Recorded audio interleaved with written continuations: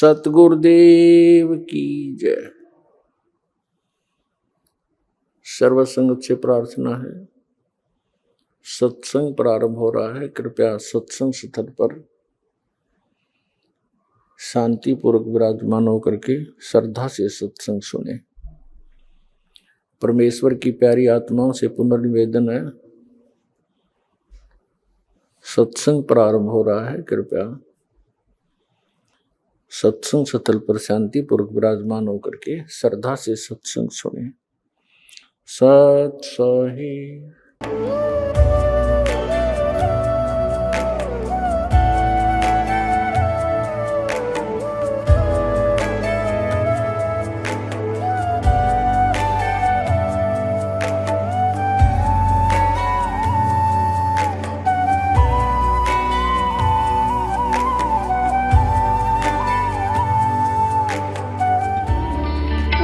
परमात्मा को पाने तथा उसका वास्तविक लाभ प्राप्त करने के लिए पवित्र बाइबल में प्रमाण है कि प्रभु ने मनुष्य को अपना ही स्वरूप बनाया। 6 दिन में सृष्टि रचकर 7वें दिन विश्राम किया। कुरान शरीफ में प्रमाण है कि हजरत मोहम्मद को खुदा स्वयं कह रहे हैं कि मैंने तुम्हें उस परमात्मा की महिमा बताने के लिए भेजा है। वो परमात्मा कबीर है जिसने 6 दिन में सृष्टि रची तथा 7वें दिन तख्त पर जा विराजा। उसकी खबर किसी बाखबर से पूछकर तो देखो। कृपया अवश्य सुनिए जगत गुरु तत्वदर्शी संत रामपाल जी महाराज के अमृत वचन। नमस्कार दोस्तों, यूं तो दुनिया नाना प्रकार के व्यक्तियों से भरी हुई है। कुछ ऐसे महापुरुष होते हैं जो मिसाल बन जाते हैं और कुछ ऐसे होते हैं जो काफिर कहे जाते हैं। आज हम एक ऐसे ही शब्द का विश्लेषण करेंगे जिसका इतिहास विभिन्न धर्मों के साथ गहराई से जुड़ा हुआ है। ये शब्द है काफिर। काफिर शब्द के विभिन्न अर्थ सुनने और पढ़ने को मिलते हैं, लेकिन इसका वास्तविक और सही अर्थ क्या है, यह जानना मुश्किल है। तो अब प्रश्न उठता है कि विभिन्न धार्मिक और सामाजिक दृष्टिकोणों से इसे कैसे परिभाषित किया जा सकता है। क्या यह शब्द केवल धार्मिक पहचान तक सीमित है या इसका कोई और अर्थ भी है? तो आइए अब हम काफिर शब्द की उत्पत्ति, इसके विभिन्न संदर्भों में उपयोग और इसकी ऐतिहासिक पृष्ठभूमि पर गहन चर्चा करेंगे। साथ ही यह समझने का प्रयास करेंगे कि यह शब्द किसके लिए उपयोग किया जाना चाहिए। इसके लिए हमें विभिन्न धर्मों में इसके विविध उपयोग को समझना आवश्यक है। तो आइए पहले जानते हैं कि विभिन्न धर्मों में काफिर शब्द के संदर्भ में क्या अवधारणाएं प्रचलित हैं। दोस्तों, इस शब्द का उपयोग ज्यादातर मुस्लिम समाज में किया जाता है और अंत में इस वीडियो में हम जानेंगे कि वास्तव में काफिर किसे कहा जाना चाहिए। सवाल नंबर 1, काफिर शब्द का अर्थ और उसका इतिहास क्या है? साथ ही विभिन्न धर्मों के अनुसार काफिर किसे कहा जाता है? अब काफिर में निकम्मा आदमी, ढेड़। जैसे हिंदू भाषा में ढेड़ बोल देते हैं और मुसलमान उसको काफिर बोल देते हैं। तो ढेड़ का अर्थ की कोई जाति विशेष नहीं होती है। जो गंदे काम करे वो ढेड़, चाहे किसी जाति का हो। डाके मारे, बहु बेटियां बूंदी तक के, चोरी करे, शराब पीवे, मांस खावे हैं और बकवाद करे, चुगली निंदा करता फिरे, वो किसी भी जाति का वो ढेड़ है। उसी को मुसलमान काफिर बोलते हैं। तो मुसलमान तो हिंदुओं को काफिर बताते हैं। वो किस लिए काफिर बताते हैं कि ये एक परमात्मा को छोड़ के अन्य देवताओं की पूजा करते हैं, इसलिए ये काफिर हैं।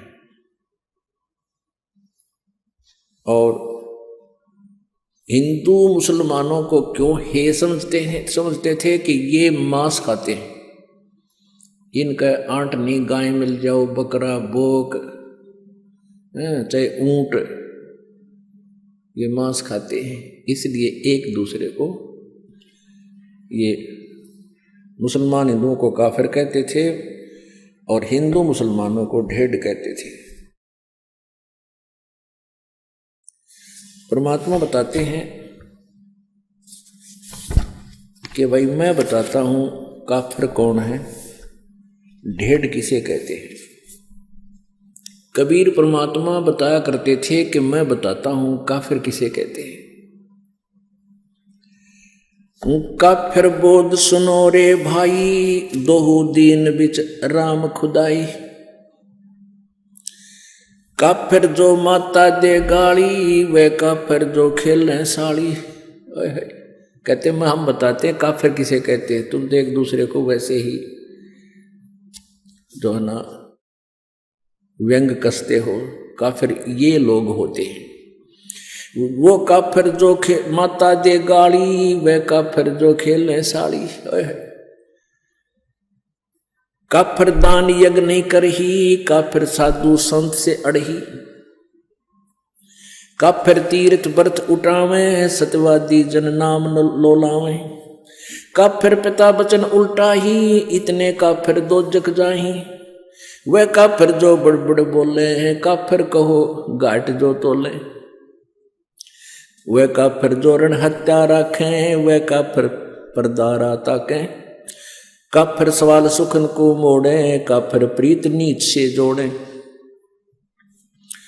काफिर काफिर छाड़े हूँ, सतवादी से नेह। गरीबदास जुग जुग पड़े, इस काफिर के मुखे। वह काफिर जो कन्या मारे, वह काफिर जो बनखंड जारे।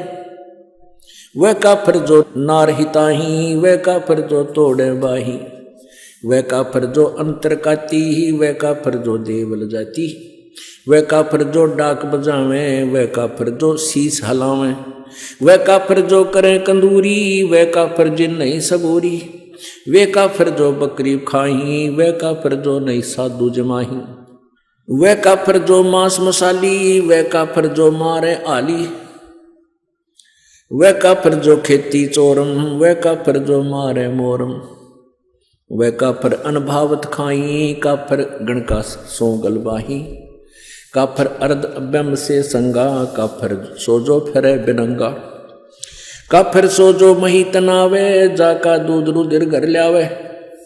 काफिर जो बल बदर बेखा, जाके सिर पर बाल न एका। काफिर सो जो मुर्गी काटे, वह काफिर जो सीना चाटे। काफिर गुदा है ते सलाई, काफिर हुक्का पीवे अन्यायी। काफिर भांग बसोड़ी बरही, काफिर हुक्के कूसर करही। काफिर गट में धूमा देही, काफिर नास नाक में लेही। काफिर कथ सुपारी चूना, पान लपेटे मुख में थुन्या। काफिर मालन कुंडर पावे, बिन ही कीने भाजी खावे। काफिर सो जो अम्ब चचोरम, मजलिस बैठे मुख निपोरम। काफिर सो जो कानी देही, काफिर जो कन्या धन लेही। काफिर सो साड़ी से शाखा, काफिर वचन पलटे माँ का। काफिर सो जो विद्या चुरावे, काफिर भैरो भूत पुजावे। पूजे देवी धाम को, शीश हलावे जो। गरीबदास साची कहे, हद काफिर है सोए। काफिर तोड़े बनत व्यवहारम, काफिर सो जो चोरी यारम। काफिर सो जो बाग उपारम, काफिर सो बिन सतनाम अदारम। काफिर आन देव को माने, काफिर गुड़ को दूध साने। वह काफिर जो अनरुचि खाई, वह काफिर जो भूले साई। वह काफिर जो अंडा फोड़े हैं, काफिर सूर गऊ को तोड़े। वह काफिर जो मृगा मारे, काफिर उर्द कर्ज से पाड़े। वह काफिर जो मृगा मारे, काफिर उदर कर्ज से पाड़े। काफिर पीवत गऊ हटावे, काफिर कुएं की मंडावे। काफिर भेख बेख को मारे, काफिर कूड़ा ज्ञान पसारे। गरीब काफिर कीर्ति ना लखे, धर्म दया व्यवहार। गरीबदास कैसे बचे हैं, जाना चंदर बार। अब इसमें कितना गहरा ज्ञान दिया है।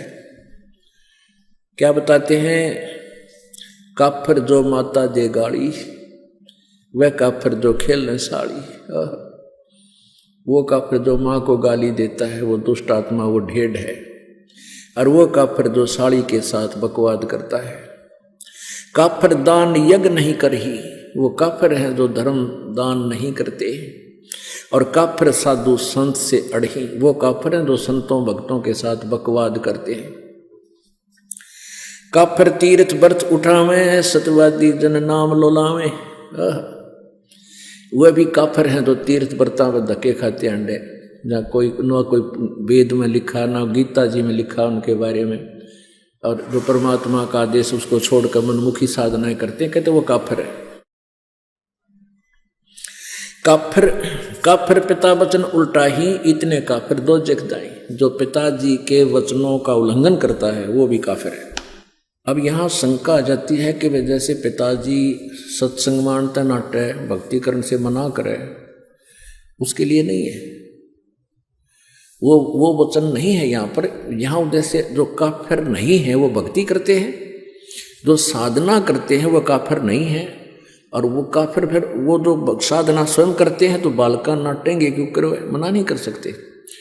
ये मन में छोटे छोटे खरपतवार आते हैं, इनके लिए भी साथ में ये थोड़ा सा कंसेप्ट क्लियर करना पड़ता है। जैसे प्रहलाद ने अपने पिता के वचन उल्ट दिए थे क्योंकि वो नालायक था, काफिर था। वो भगवान को छोड़कर कहता मेरी पूजा करो, ये साधना मत करो। प्रहलाद ने कहा था नहीं पिताजी, परमात्मा की भक्ति से ही कल्याण होगा, आपके नाम से नहीं। तो इस बात पर पिता पुत्र का झगड़ा हो गया। काफिर पिता वचन उल्टा ही इतने काफिर दो जग जाही। दो जग माने नरक में। अब जो भगत होगा खुद पिताजी तो बच्चे को मना नहीं करेगा, वो कहे, बल्कि बच्चे को कहेगा चल बेटा सत्संग में चलते हैं और नाम ले पुत्र, परमात्मा का भजन किया करे। तो उस पिता का जो वचन उलट करता है वो काफिर है, पिता की आज्ञा नहीं मानता है। और वैसे भी पिताजी अपने पुत्र पुत्री को बहुत नेक सलाह दिया करते हैं, चाहे उन्होंने नाम ना ले रखा, चाहे सारे परिवार ने नाम भी नहीं ले रखा है, तो भी पिता अपने पुत्र पुत्री के हित में ही बातें करता है। तो उसकी सलाह लेकर ही कार्य करने से आपका वैसे दैनिक जीवन तब भी सफल हो, सुखी होगा। और जिन्होंने भक्ति कर ले रखी है, साधना करते हैं, वो माता पिता अपने बच्चों को सत्संग में ही लाने की चेष्टा करते हैं। और जिनको नाम भी ले रखा है, जिनको इतना विज्ञान नहीं, भाई बलका नान जो मैं चला जाऊं, तो वो भी भक्ति के निकट नहीं है, बेशक नाम ले रखे। क्योंकि जब हम रोटी छक्का खा रहे हैं और अपने बच्चों को भूखा रखे तो हम किसे भगत किसे इंसान है। तो हम हर तरह से हर पहलू से सोचना पड़ेगा, बच्चे पहले खावें हम बाद में खावें। एक नियम हो सा अपना, बच्चों को पहले खिलाओ, ले बेटा खाओ छको, और फिर बाद में माता पिता खाते हैं। ऐसे ही भक्ति मार्ग है, बच्चों को आगे रखे पाछे नहीं। तो इस जीवन का है क्या, कितना ही कुछ कर ले, चाहे राष्ट्रपति बन ले, कल न मृत्यु हो जाए, फिर भक्ति ना बनी तो वहीं 84 लाख योनियों में चक्कर काटते फिरेंगे। तो इस प्रकार हमने इन बातों को याद रखना है। वे काफिर जो बड़बड़ बोले, काफिर कहो घाट जो तोले। ये हमारे ढेड़ कहते हैं ज्ञान तो है नहीं, कोई बात को शुरुआत हो गया, कोई जकर चला जब बहुत घने बोलना, डटे नहीं डटे, पता नहीं क्यों बकवाद करें। और काफिर कहो घाट जो तोले, जो सौदा करते समय कम तोलता है वो ढेड़ आदमी है, वो काफिर है। वह काफिर ऋण हत्या रखें, वह काफिर परदारा ताके। वो काफिर जो ऋण हत्या रखें, यानी जैसे आपने किसी का उधार ले लिया और वापस ना दिया, वो भी काफिर है। और वो काफिर जो परदारा ताके, जो दूसरे की पत्नी के अंदर बुरी नीयत रखते हैं, वो भी काफिर है। काफिर सवाल सुखन को मोड़े, काफिर प्रीत नीच से जोड़े। वो भी काफिर जो किसी ढेड़ जब बात करे उसे ढेड़ आदमी, ढेड़ भी ये काफिर बता रहे हैं, कोई जाति विशेष नहीं है। तो वो भी काफिर है जो भक्त अपने संत भक्तों को छोड़कर किसी निकम्मे आदमी को चोरी ठग जुआरी बकवाद करनिया तो मेल करे, तो वो भी काफिर है। अब क्या कहते हैं, काफिर काफिर छाड़े हूं सतवादी से ने। परमात्मा की महिमा बता रहे हैं गरीबदास जी कि काफिरों से मेरा कोई लिंक नहीं रहेगा, केवल जो सच्चे भक्त हैं उनसे ही मेरा प्रेम है। और कहते हैं गरीबदास जुग जुग पड़े, काफिर के मुखे, क्या करूं तेरे मुंह में राख, मुख खे माने उसकी बिरान माटी होगी, युगन युगन। वह काफिर जो कन्या मारे, वह काफिर जो बन खट जा रहे। हाय हाय, कहते वो नीच आत्मा, वो काफिर, वो ढेड है जो बेटी मार देते हैं। जैसे पीछे सी बेगन हो गया था शुरू, गर्भ में मारनी शुरू कर दी थी बेटियों को। और पहले हम भी देखा करते थे जिसका 2-3 लड़की हो जाती थी, जो निकम्मे टाइप के इंसान थे, वो उन बच्चों की कदर नहीं करते थे। हमने खुद देखा है उन बेटियों की। तो ये हमारी नालायकी, नीचता है वह। और फिर जो कन्या को मार देते हैं गर्भ में, जिसको अबॉर्शन नाम दे रखा था, अल्ट्रासाउंड में देखा लड़की है, मरवा दो, कहते हैं ये काफिर है। परमात्मा ने सबका निमित्त बनाकर भेज रखा है, ये सत्कर मान लेना। हमारी आंखों देखी बात है, जिनका 8-8 कन्या थी और 1 पुत्र था, वो भी सुखी, यूं कि सारे बच्चों का ब्याह ढंग से हुआ और खूब सुथरा गुजारा हुआ। परमात्मा ने सबका निमित्त लिख कर भेज रखा है। ये हम लोगों को देखते, क्योंकि हमने अपने पैर पर आपको आड़ा मार रखा है। ब्याह के अंदर इतनी कुबद शुरू कर दी हमने, ना जाने कितना लोग दिखावा करना शुरू कर दिया, और वो फिर अपने जी का झाड़ बन गया। फिर बेटी दुश्मन होगी। बेटी इसी अच्छी आत्मा होती है। लड़का लड़की रोटी खा रहे हो छोटे छोटे, और पिताजी या माँ किसी बेटे ने काम कह दिया, जाओ फलाना काम ला उठा के करिए। बेटी रोटी छोड़ कर उठ कर चली जाती है, अपने काम माँ की आज्ञा पालन कर लेती है, और बेटा ने कहा क्यों, या चली जाएगी क्यों। मतलब ऐसा अंतर है। और फिर भी बेटे अच्छे लग गए हमने। नहीं, बेटे और बेटी में अंतर ही नहीं होना चाहिए। ये हमारी नालायकी थी, अनजानपना था। वह काफिर जो कन्या मारे, वह काफिर जो बन खट जा रहे। कहते जो बन में आग लगा देना, जाने कितने जीव जंतु मर जाए, कहते निकम्मे आदमी हुआ करे। वह काफिर जो नार हिताई, वह काफिर जो तोड़े बाही। वो निकम्मी, वो काफिर, वो ढेड हैं जो स्त्री को मार देते हैं। ये दास इन झूठे केसों में जब जेल में था, वहाँ एक दूसरे वहीं पर बंद था, एक और कैदी। उससे पूछा रहा भाई तू कैसे फंसा। ने बोला मेरी पत्नी मोटे दिमाग का था, मेरी पत्नी उल्टी चाला करती, मान्या ना करती, मन लठ मार दिया मर गई। मैं बस अरे तुम्हारा रोटी सारी उम्र जेल में, निकम्मी आत्मा। तो इस तरह बिना दिमाग के जो ना कार्य करते, ये ढेड़ होते। वह काफिर जो नार हिताई, नारी को मारे, वह काफिर जो तोड़े बाही। सवाल नंबर 2, जिनके मन में दोष होता है और जो मंदिर में जाते हैं, उन्हें सूक्ष्म वेद में काफिर क्यों कहा गया है? वह काफिर जो अंतर काती, वह काफिर जो देवल जाती। वह काफिर जो जिसके अंतर में, जैसे आप सत्संग में आते हो या वैसे भी व्यवहार में, कहते अंदर में जो दोष रखकर कार्य करते हैं वह काफिर होते हैं। आप सत्कर मान लेना, आप किसी से व्यवहार करते हो अपनी सच्ची आत्मा से करो। सामने वाला आपके साथ ब्लैकमेल नहीं कर पाओगा, ये सत्कर मानना है। हमारे अंदर कुछ थोड़ी बहुत कमी आ गई, दूसरी बात है। जैसा भी आपके भावना होगी दूसरे में तुरंत आओगी। एक समय एक राजा जा रहा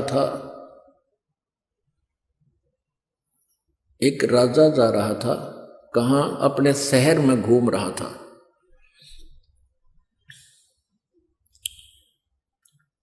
तो फिर वो वापस आ गया घूम फिर के, अपने मंत्री से कहने लगा कि ऐसे ऐसे एक लकड़ मर्चेंट है, उस व्यक्ति को जब मैं देखता हूं मेरे मन में ऐसा आता जैसे इसको मैं सूली तोड़वा दूं, फांसी तोड़ दूं, चढ़ा दूं।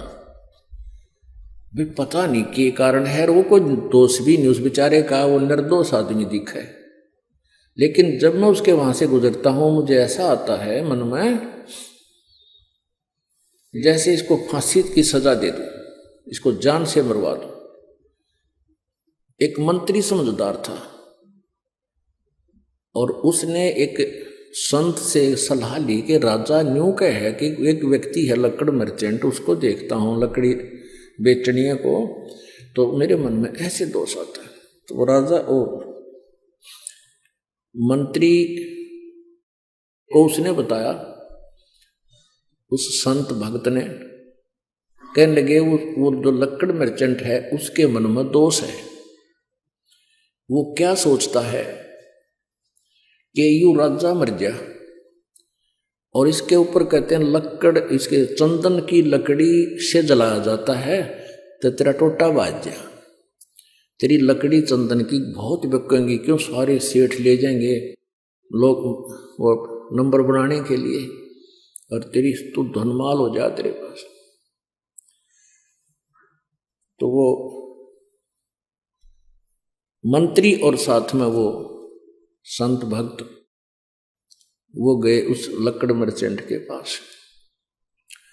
उस लकड़ मर्चेंट से कहा वे साची बता दिए ना, तेरी सात आड़ न हो रही है।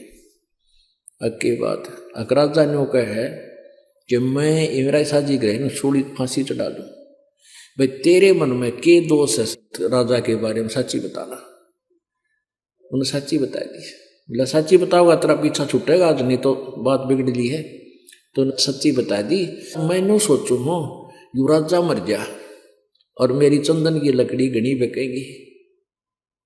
ने बोला ने कमेत्री साथ बोल दे रही है। उस दिन के बाद वो कत्ती उसके मन में न्यू आ गया कि भगवान राजा जुग जुग जीवे, ईसा राजा के कदे कदे मिला है। तो इस तरह की भावना बदल दी।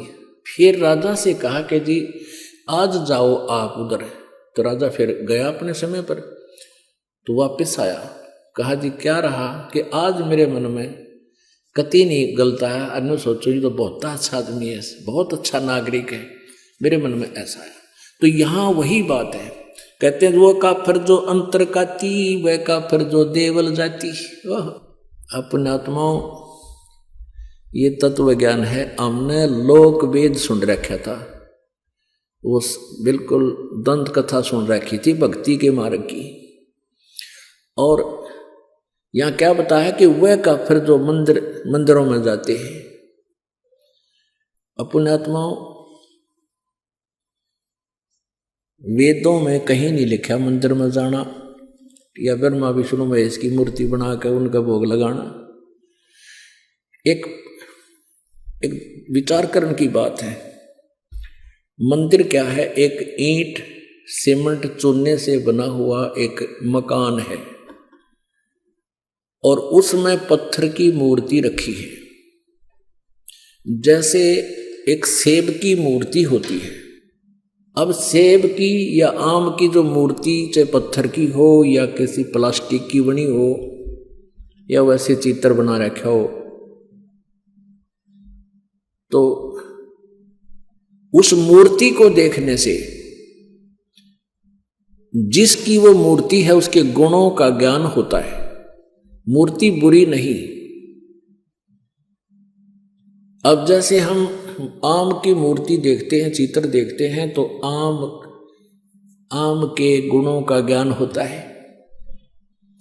उसको प्राप्त करने की चाह बढ़ती है, उसको खाने को जी करता है, दिल करता है। तो लेकिन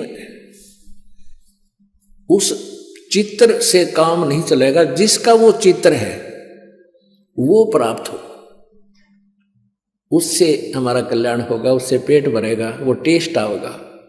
ऐसे जिस भगवान की मूर्ति आपने मंदिर में स्थापित कर रखी है, उस मंदिर की मूर्ति के ऊपर आरती करते हैं या उसके मूर्ति का भोग लगाते हैं, कोई लाभ नहीं होगा। क्योंकि उस मूर्ति बुरी नहीं। जिसकी मूर्ति है उसको प्राप्त करना है, उस मूर्ति को नहीं। मूर्ति तो हमारे पास है, जब उसका कल्याण होना होता तो वो पहले कर देती। जिसकी वो मूर्ति है, जिस भगवान की, उसको प्राप्त कीजिए, फिर वो लाभ देगा। वह काफिर जो अंदर काती वह काफिर जो देवल, देवल माने मंदिर जाती, देवालय, देवल मीन देवालय यानी मंदिर में। सवाल नंबर 3, इसके अलावा और किन किन लोगों को काफिर कहा जाता है? वह काफिर जो डाक बजावे, वह काफिर जो शीश हलावे। कहते हैं तो सत्संग आदि होता है उसमें नो करें, कहते वो करे नरे निकम्मे बकवाद से अंदर उनके। नहीं तो भगवान की चर्चा चाला है सिर के, उसमें तो अंदर कलेजा धड़कना चाहिए।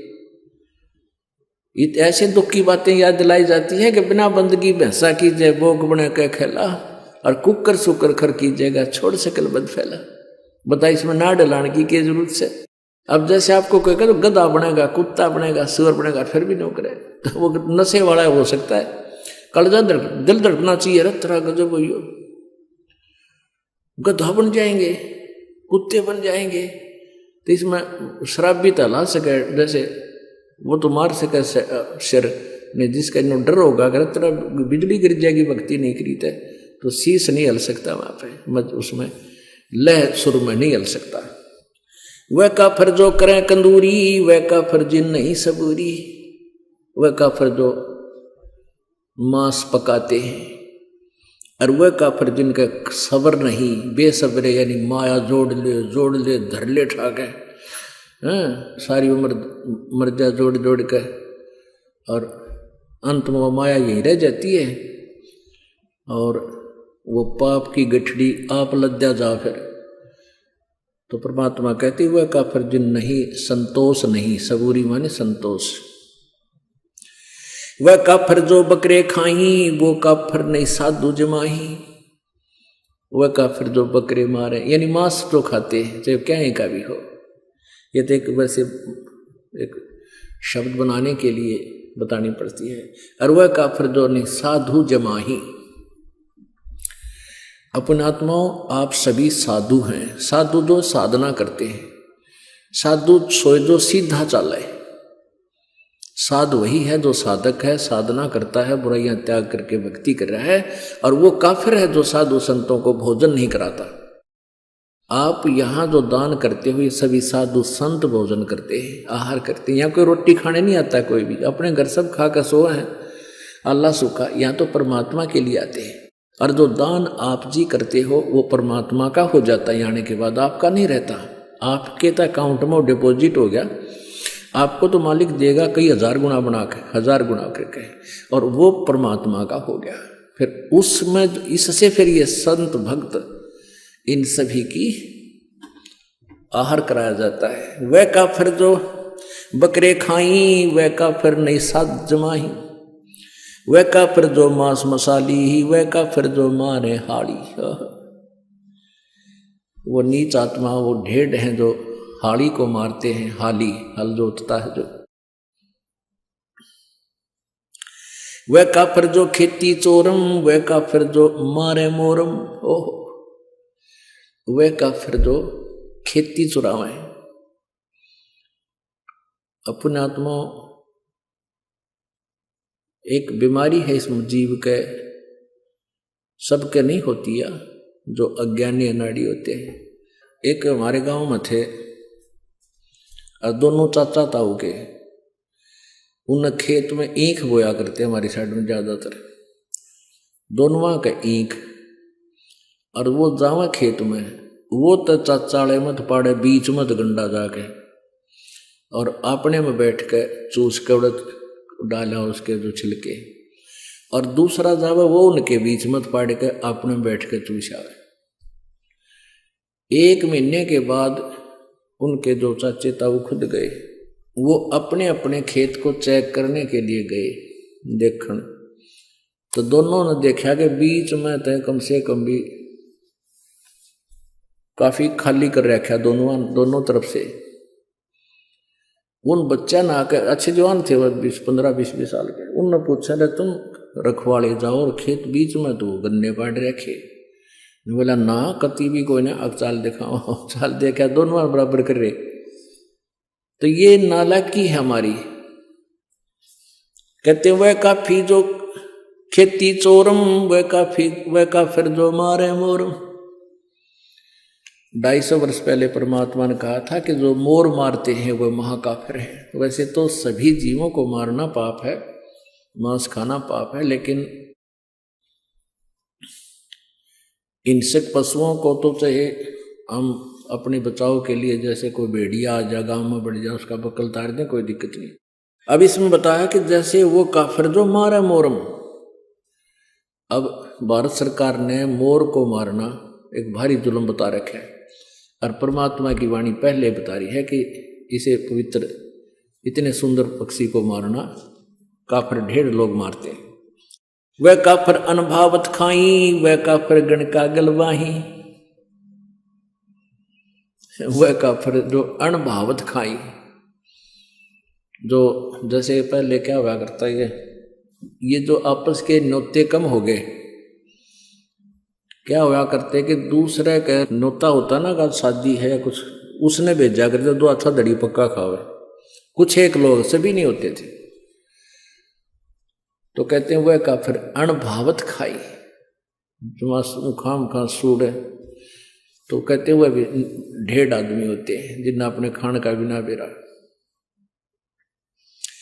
वह काफिर अनभावत काही, काफिर गण का सो गलवाही, जो वैश्याओं के साथ मेल करते हैं वह भी ढेर आदमी है।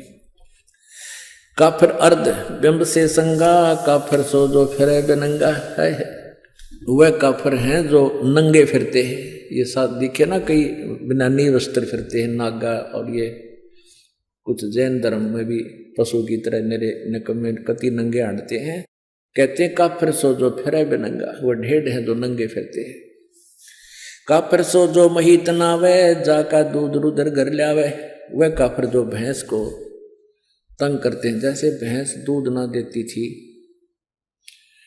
कुछ इसे देखे हमने न, उसके पैर बांध दे अगले भी पछले भी, दे लठम जोठा दे गुदागद, 1 घंटे थी उसने कुटे, फिर वह दूध दे थोड़ा बहुत बेचारी उसने लिया। तो कहते हैं वह काफिर जो भैंस को दुखी करे और फिर उसका दूध वो रक्त पीवे। आजकल जो ना तरीका बदल गया, आजकल भैंस के इंजेक्शन लगा देते हैं, वो दूध दे देती है। ये भैंस को सताना नहीं है, वो एक आधी निकम्मी आत्मा होती है जो खा कर अपना वापस ना करे, तो वो इंजेक्शन लगाना पाप नहीं है। कदे कोई ने सोचो भाई हम हमारी तो एक आधी भैंस कई बार कट जा गड़बड़े, कदे भूखे बैठे रहो, उसके लिए नहीं है। पहले और फार्मूला था दे लठा लठ, टांग पर ठागा टांग पर, तो वो गलत था। काफिर सो जो मुर्गी काटे, वह काफिर जो सीना चाटे, काफिर जो मुर्गी खावे और फिर जो अंगड़ियां तो चाटे बना के मुर्गा है, मुर्गा के मांस बना के। काफिर गुता हते सलाई, काफिर हुक्का पीवे अन्यायी। अपने आत्मा सबसे बड़ा दोष, वैसे तो सारे ही अपराध हैं, जैसे मांस खाना, शराब पीना है, ये और बताए हैं भाई, प्रनारी को तकना, कन्या को मारना, ये भी ढेर आदमी के काम होते हैं। लेकिन हुक्का पीना भी ढेर का काम बता रखा है। अब हमारे समाज में हुक्का इतना समा गया, यह बात स्वाति को ना कि हुक्का पीना ना पीनो के भाई ये भी निकम्मे है, हुक्का नहीं पीना चाहिए, बिल्कुल भूल के भी टच नहीं करना चाहिए, सबसे महापाप बता इसका। काफिर हुक्का पी में अन्यायी, काफिर भांग भसोड़ी भरही, काफिर हुक्के कूसर करही, काफिर कथ सुपारी चूना, पान लपेटी मुख में थुन्या।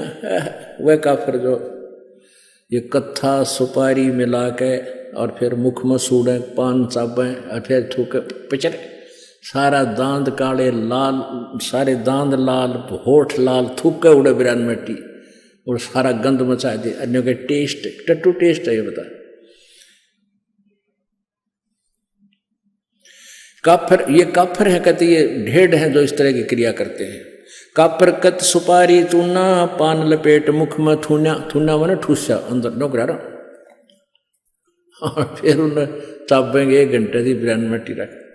काफिर मालन कुंडर पावे, बिन ही कीने बाजी खावे।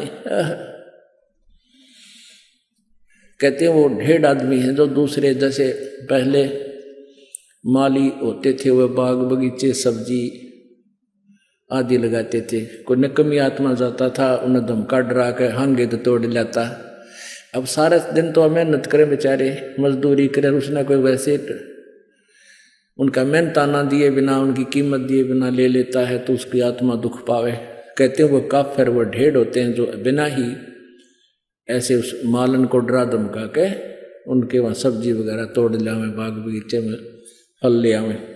काफिर सो जो अम्ब चचोरे, मजलिस बैठे मुख निपोरे। अब वो काफिर बताए जैसे कोई मजलिस यानी कोई सभा हो रही है, अरे एकादा कोई बात कह रहा हो ना, जैसे बात कोई चलती है, कोई कुछ विचार दे रहा है, एकादा बैठा बैठा बकवास कर। कहते इस तरह जो करता है वो 1.5 आदमी हो है, यानी पहले बात सुना अगले की पूरी, फिर कोई शंका है तो खड़ा होकर फिर उसका प्रश्न उत्तर कर ले। तो कहते इस तरह कहते जो मजलिस बैठे मुख निपोरे।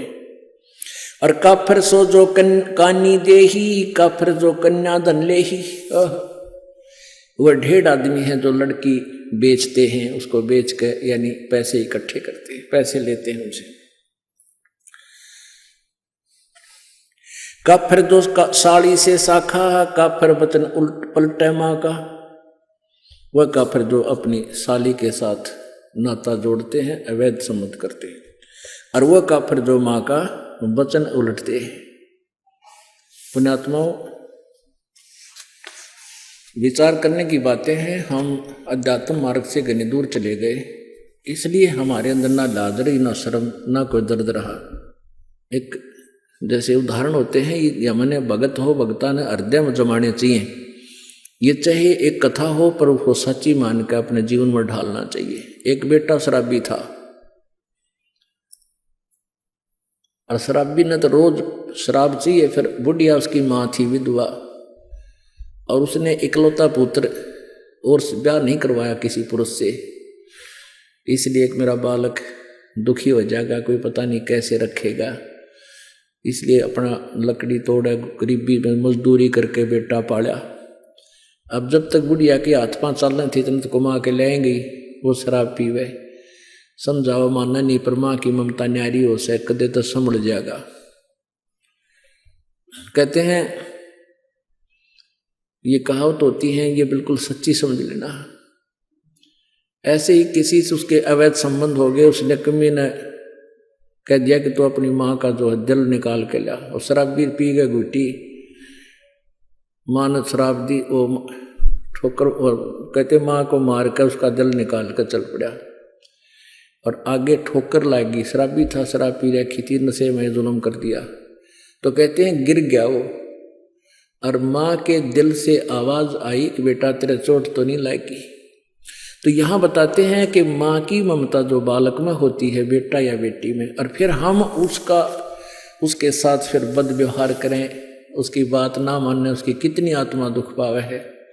तो इन बातों को हमने अपने जीवन में डालना पड़ेगा।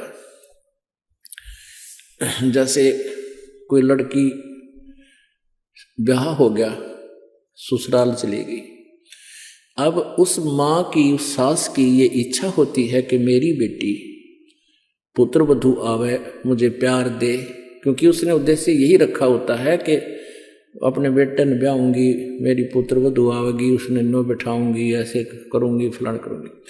और उधर से उस बेटी की भी एक तमन्ना होती है कि मैं दूसरे घर में जा रही हूँ। दूसरे घर में जाना कोई बालक का खेल नहीं है, और वहां उस बालक ने कोई राजी ना बोला हुआ रहे क्यों कर फिर वहां पर।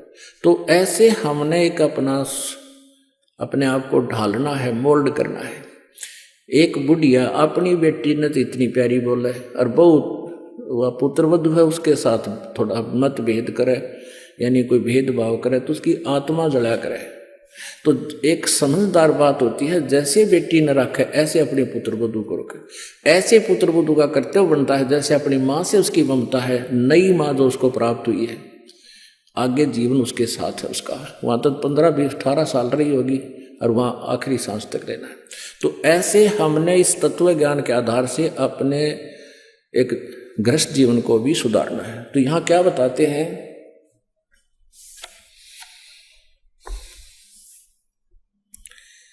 काफिर जो साली से शाखा, यानी साली के साथ अवैध संबंध करता, वो 1.5 आदमी होता है।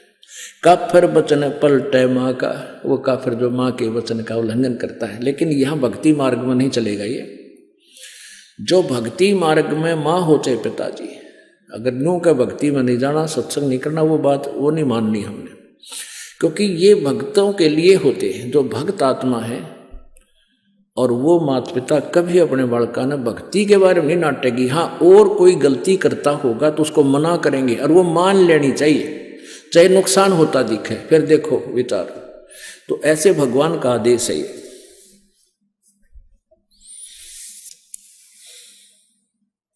पूजे देई धाम को शीस लावे जोए, गरीबदास साची कहे हद काफर है सोए। पूजे देई धाम को, इन देवता की तो देवी धाम है ना, अपने कोई किता श्याम जी पूजा है, कोई किता बनभोरी जा है, कोई बेरी आली में, कोई गुड़गामा आली या कोई और बना रखे हैं। कहते हैं पूजे देई धाम को और शीस हलावे जो, कहते हैं कर कैसे, और गरीबदास साची कह हद काफर है सोए। वो महापापी है, महादुष्ट है। काफिर तोड़े बनज व्यवहारम, काफिर जो चोरी यारम। काफिर जो बनज व्यवहार यानी अपना जो किसी के साथ लेन देन कर रखा है, वो निकम्मी आत्मा, वो ढेड है, वो काफिर है जो व्यवहार में गड़बड़ करता है। वह काफिर जो तोड़े बनज व्यवहारम, काफिर तोड़े बनज व्यवहारम, काफिर जो चोरी यारम। जो चोरों के साथ दोस्ती करता है वो भी काफिर है। काफिर सो जो बाग उपाड़े, काफिर सो जो बिन सतनाम आधारम। ओह, काफिर सो जो बाग उपाड़म, काफिर सो बिन सतनाम आधारम। वो काफिर हैं जो भक्ति नहीं करते, और भक्ति भी सच्चे नाम की यानी सत्य सही मंत्र की। आगे ना वही बात के ये जो भक्ति नहीं करते वो भी काफिर है। इस मनुष्य जीवन के फूकांगे, चाहे राष्ट्रपति बन जावा, कल न गधे बने पावांगे। तो कहते हैं वह काफिर जो बाग उपाड़े, बाग ने नष्ट करे, और जो काफिर जो बिन सतनाम आधारम, वो काफिर हैं जिनके पास सच्चा नाम नहीं, चाहे वो भक्ति भी करते हैं। तो यहाँ आगे के जो भक्ति करने वाले माता पिता की आज्ञा का उल्लंघन करते हैं वो नालायक आदमी होते हैं। काफिर जो विद्या चुरावे, काफिर बैरो भूत पुजावे। कहते वो ढेर आदमी है जो विद्या चुराते हैं। जैसे इस दास से नाम लेकर, ये मंत्र आज तक किसी के पास नहीं थे जो दास को मालिक ने दिए, तीनों मंत्र, और इनको लेकर मुझसे अब कोई वो और इस विद्या का कहीं और प्रयोग करने लग गया पर गुरु बन के, वह काफिर, वो ढेर आदमी है। काफिर सो जो विद्या चुरावे, काफिर भैरव भूत पूजावे। वो काफिर है जो भैरव भूत की पूजाएं करते हैं। पूजे देई धाम को शीश लावे जोए, गरीबदास साची कहे हद काफिर है सोए।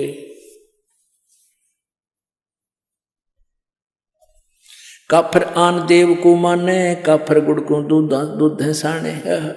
काफिर आन देव को माने, आन देव अन्य देवता की जो पूजा करते हैं। गीता जी अध्याय नंबर 7 के श्लोक नंबर 12 से लेकर 15 और 20 से लेकर 23 तक ये स्पष्ट किया है। जो अन्य देवताओं की पूजा करते हैं वो मंदबुद्धि, वो बुद्धिहीन व्यक्ति है, अपना जीवन नष्ट करते हैं।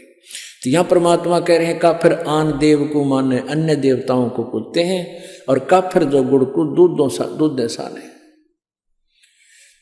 पुण्यात्माओं, ये आज नहीं, परमात्मा ने तो अपनी, वो तो मालिक थे। गुड़ के साथ दूध कभी प्रयोग नहीं करना चाहिए, ये भगवान का आदेश है। इससे शारीरिक बीमारी भी होती है और भक्ति मार्ग में ये बहुत बाधक बनता है। तो यह परमात्मा का आदेश है कि वो काफिर हैं जो दूध और गुड़ इकट्ठा प्रयोग करते हैं। हालांकि बहुत रुचिकर लगता है, हम भी पहले पिया करते, गुड़ की डली ले लेते, खाए जानते, चुस्की ले ले, दूध पिए जाते, पर जब ज्ञान हुआ उसके बाद छुआ नहीं हमने। आग लगे सी आनंद का जो भगवान से दूर करे। वह काफिर अनरुचि खाई, वह काफिर जो भूले साई। वह काफिर जो अंडा फोड़े, काफिर सूर गऊ को तोड़े। वह काफिर है चाहे सूर खाओ चाहे गऊ खाते हैं, वो दोनों ढेड है। वह काफिर जो मृगा मारे, वो काफिर उधर से पाड़े। काफर पीवत गऊ हटावे और काफर कुएं की मंडावे। जैसे गाय कहीं जल पी रही हो, पशु कोई भी हो, और उसका मारे लठ सुन हटा दे वहां से, कहते हैं जो काफिर पीवत गऊ हटावे और काफिर कुएं की मंडावे, यानी कुएं की वो जो उसका होता है स्ट्रक्चर, उसने तोड़ फोड़ करें, वो नालायक आदमी होते हैं। काफिर भेक भेक को मारे, काफिर कूड़ा ज्ञान पसारे। सवाल नंबर 4, नशा करने वाले, मांसाहारी और व्यभिचार करने वाले व्यक्तियों के विषय में परमात्मा का संविधान क्या कहता है तथा इससे क्या आध्यात्मिक हानि है, नशा, मांस हो या व्यभिचार? यह तो सामाजिक दृष्टिकोण से भी गलत है और यह भगवान के संविधान के खिलाफ है। तो अब सुनिए इससे संबंधित भगवान का विधान। काफिर घट में धूमा देही, काफिर नास नाक में लेही। ये काफिर है जो धूमा शरीर में धूमा डाले। अरे इसमें तो ऑक्सीजन की आवश्यकता होती है शरीर को, और इसमें तम्बाकू तो कार्बन डाइऑक्साइड है, ये बहुत बेकार वायु को कर देता है, अंदर हमारे हानि करता है। काफिर हुक्का पीवे अन्यायी और काफिर भांग बसोड़ी बरही, काफिर हुक्के को सरह करही। हुक्के ने पंचा पहला बतावे। और काफिर घट में धूमा देही, घट माने अंदर में धूमा ठोके, और काफिर वो नास नाक में लेही, तो सूंघ है, वो सूंघते हैं ऐसे। काफिर कत सुपारी चूना। अब पहले हुक्के को लेते हैं पुण्यात्मा। जैसे दादाजी या माता पिताजी, वैसे दादाजी पिताजी बोलूं क्योंकि ये हुक्का गणा पियो। आजकल वैसे तो बुढ़िया भी पीने लग गई, या बुराई इतनी बढ़ गई, पहले हुक्के के आसपास भी माई नहीं जाया करती, और अब ये माताएं बहनें भी लाग गई गुड़गुड़ी बजान। अब जैसे आप जी दूध पीते हैं, दादाजी या पिताजी, और छोटा सा बेटा या बेटी, पोता या पोती आ जावे, अपने मुंह में तो दूध काट के अपना पीते हुए छोड़ करने को, आजा बेटा, आ बेटी, ले थोड़ा सा पी ले पिए, जब तेरी चोटी बढ़ गई पकड़ कर प्या के छोड़ देंगे, क्योंकि वो एक अच्छी वस्तु है, पता है उनको कि इसका फायदा करेगी।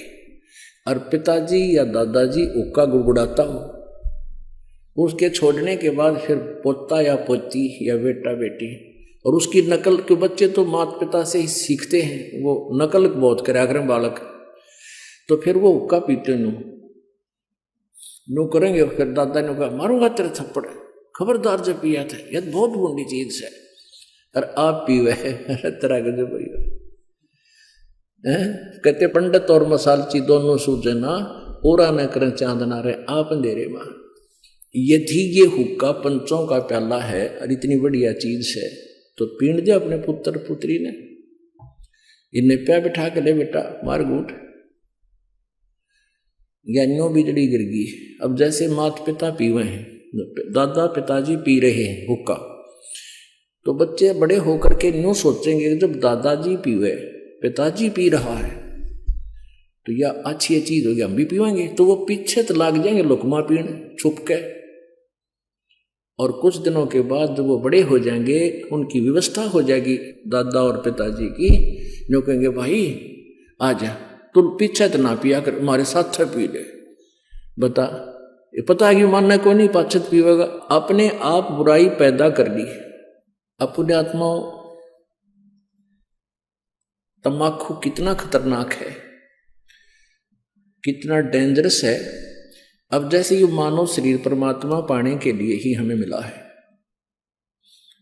इस शरीर से यदि परमात्मा की प्राप्ति नहीं हुई तो व्यर्थ है इसका, चाहे कितना ही कुछ कर ले, चाहे कितना सेठ बन ले, कितना धन कमा ले, और कितनी उच्च पोस्ट प्राप्त कर ले, इसका उद्देश्य परमात्मा पाना है। और परमात्मा पाने के लिए शरीर के अंदर 3 नाड़ियां हैं, ईड़ा, ये पिंगला। और अंदर जब हम श्वास उस श्वास से सिमरण करते हैं तो अंदर एक और तिल जैसा थोड़ा सा सुराख है, सुई की जो नोक टिक है इससे थोड़ा सा बड़ा, और उसमें से हमने परमात्मा, उसके अंदर से हमने सुरती ने अंदर जाना है और इस ब्रह्मांड को पार करना है। और धुआं सबसे पहले उस सुषुम्ना नाड़ी को, सुषुम्ना के सुराख को ब्लॉक कर देता है। जैसे हुक्का पीने वाले देखे होंगे, हमने तो खूब अभ्यास, हमारे पिताजी पिया करते, दादाजी और उस पड़ोस सारे नरे हुक्के पे पाड़ थे। तो वो हुक्के में तीसरे दिन इतना अंदर मैल जम जाता था, उसमें गज मार मार के उसने साफ किया करते। जबकि तमाकू नीचे जाता, हुक्का का जो धुआं था नीचे जाता जल में, उसके नीचे हुक्के के नीचे की तली में उसमें जल रखते थे, उस जल में से निकलकर जब आता था फिल्टर होके, और फिर भी उसमें इतना जो ना मैल जम जाता था। इसी प्रकार हुक्का पीने वालों के हाथों पर देखा होगा, इसे कसूते लाल हो जाया करें। इसी प्रकार अंदर हमारी सुषुम्ना उस सुराख को ये तमाकू बंद कर देता है। तो इससे बड़ा दुश्मन इस जीव का और कोई नहीं। और काल यही चाहता है कि इनका सुषुम्ना कति ब्लॉक हो जाए, फिर ये खाए जाओ धक्के आवे। पुण्यात्माओं, सिख धर्म में हुक्का अलाउड नहीं था, बिल्कुल भी नहीं था, अब भी नहीं है। कोई लुकमा छुकमा बेशक पीते हो, सिगरेट बीड़ी तमाकू से मतलब है, नो नहीं बचे हुक्का पियो सिगरेट पी हुक्का। जैसे ये दास हुक्के के ऊपर बोल रहा है, क्योंकि जिसमें ये वाणी लिखी थी हुक्के ही थे, बीड़ी सिगरेट नहीं होती थी। अब इसके विकल्प गणे बना लिए। एक भक्त नाम लेकर गया, दुकानदार था वो, गाँव में परचून की दुकान खोल लेना, वो बीड़ी माचिस सारा सौदा रखा गया। और एक भक्त का ने पहले परिवार ने पहले नाम दे रखा था, तो उनका छोटा सा लड़का 10-12 साल का, वो कोई सामान लेने के लिए गया उस दुकानदार के पास जिसने नाम ले लिया था इस दास से। वो सिगरेट पीता पाया, वो बोला, ताऊ अंकल तो सिगरेट पीवे, तेरा तो नाम टूट गया, गुरुजी ने मना कर रखा हुक्का पीना, तम्बाकू में तो बहुत ज्यादा पाप है। वो क्या बोला, कहने लगा, बेटा गुरुजी तो हुक्का तो नाटे थे, सिगरेट तो मना ना करते, क्यों ना उसने पीना, उस पर छूटती कौन बुराई नालायक पे। जो कह गुरुजी ने हुक्का मना कर रखा, सिगरेट को ना मना कर रखी, फिर शुरू कर दी है तरह के जब। तो जिसने बकवाद करनी है उसने कोई तरीका ढूंढ ही लेना है। तो यहाँ तमाकू प्रयोग जिसमें होता है, चाहे सूंघना भी नहीं है। तो यहां बताते हैं, अब क्या बताते हैं,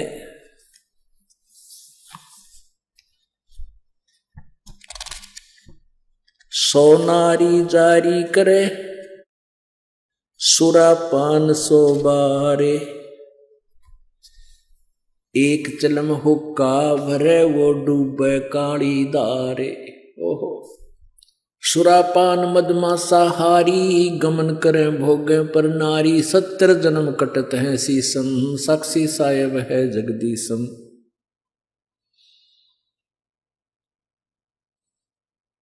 पर द्वारा स्त्री का खोले, 70 जन्म अंध हो डोले, मदरा पीवे कड़ुआ पानी, 70 जन्म सवान के जानी। जोटे बकरे मुर्गे ताही, लेखा सभी लेत गुसाई, मर्ग मोर मारे में मनता, अचराचर है जीव अनंता।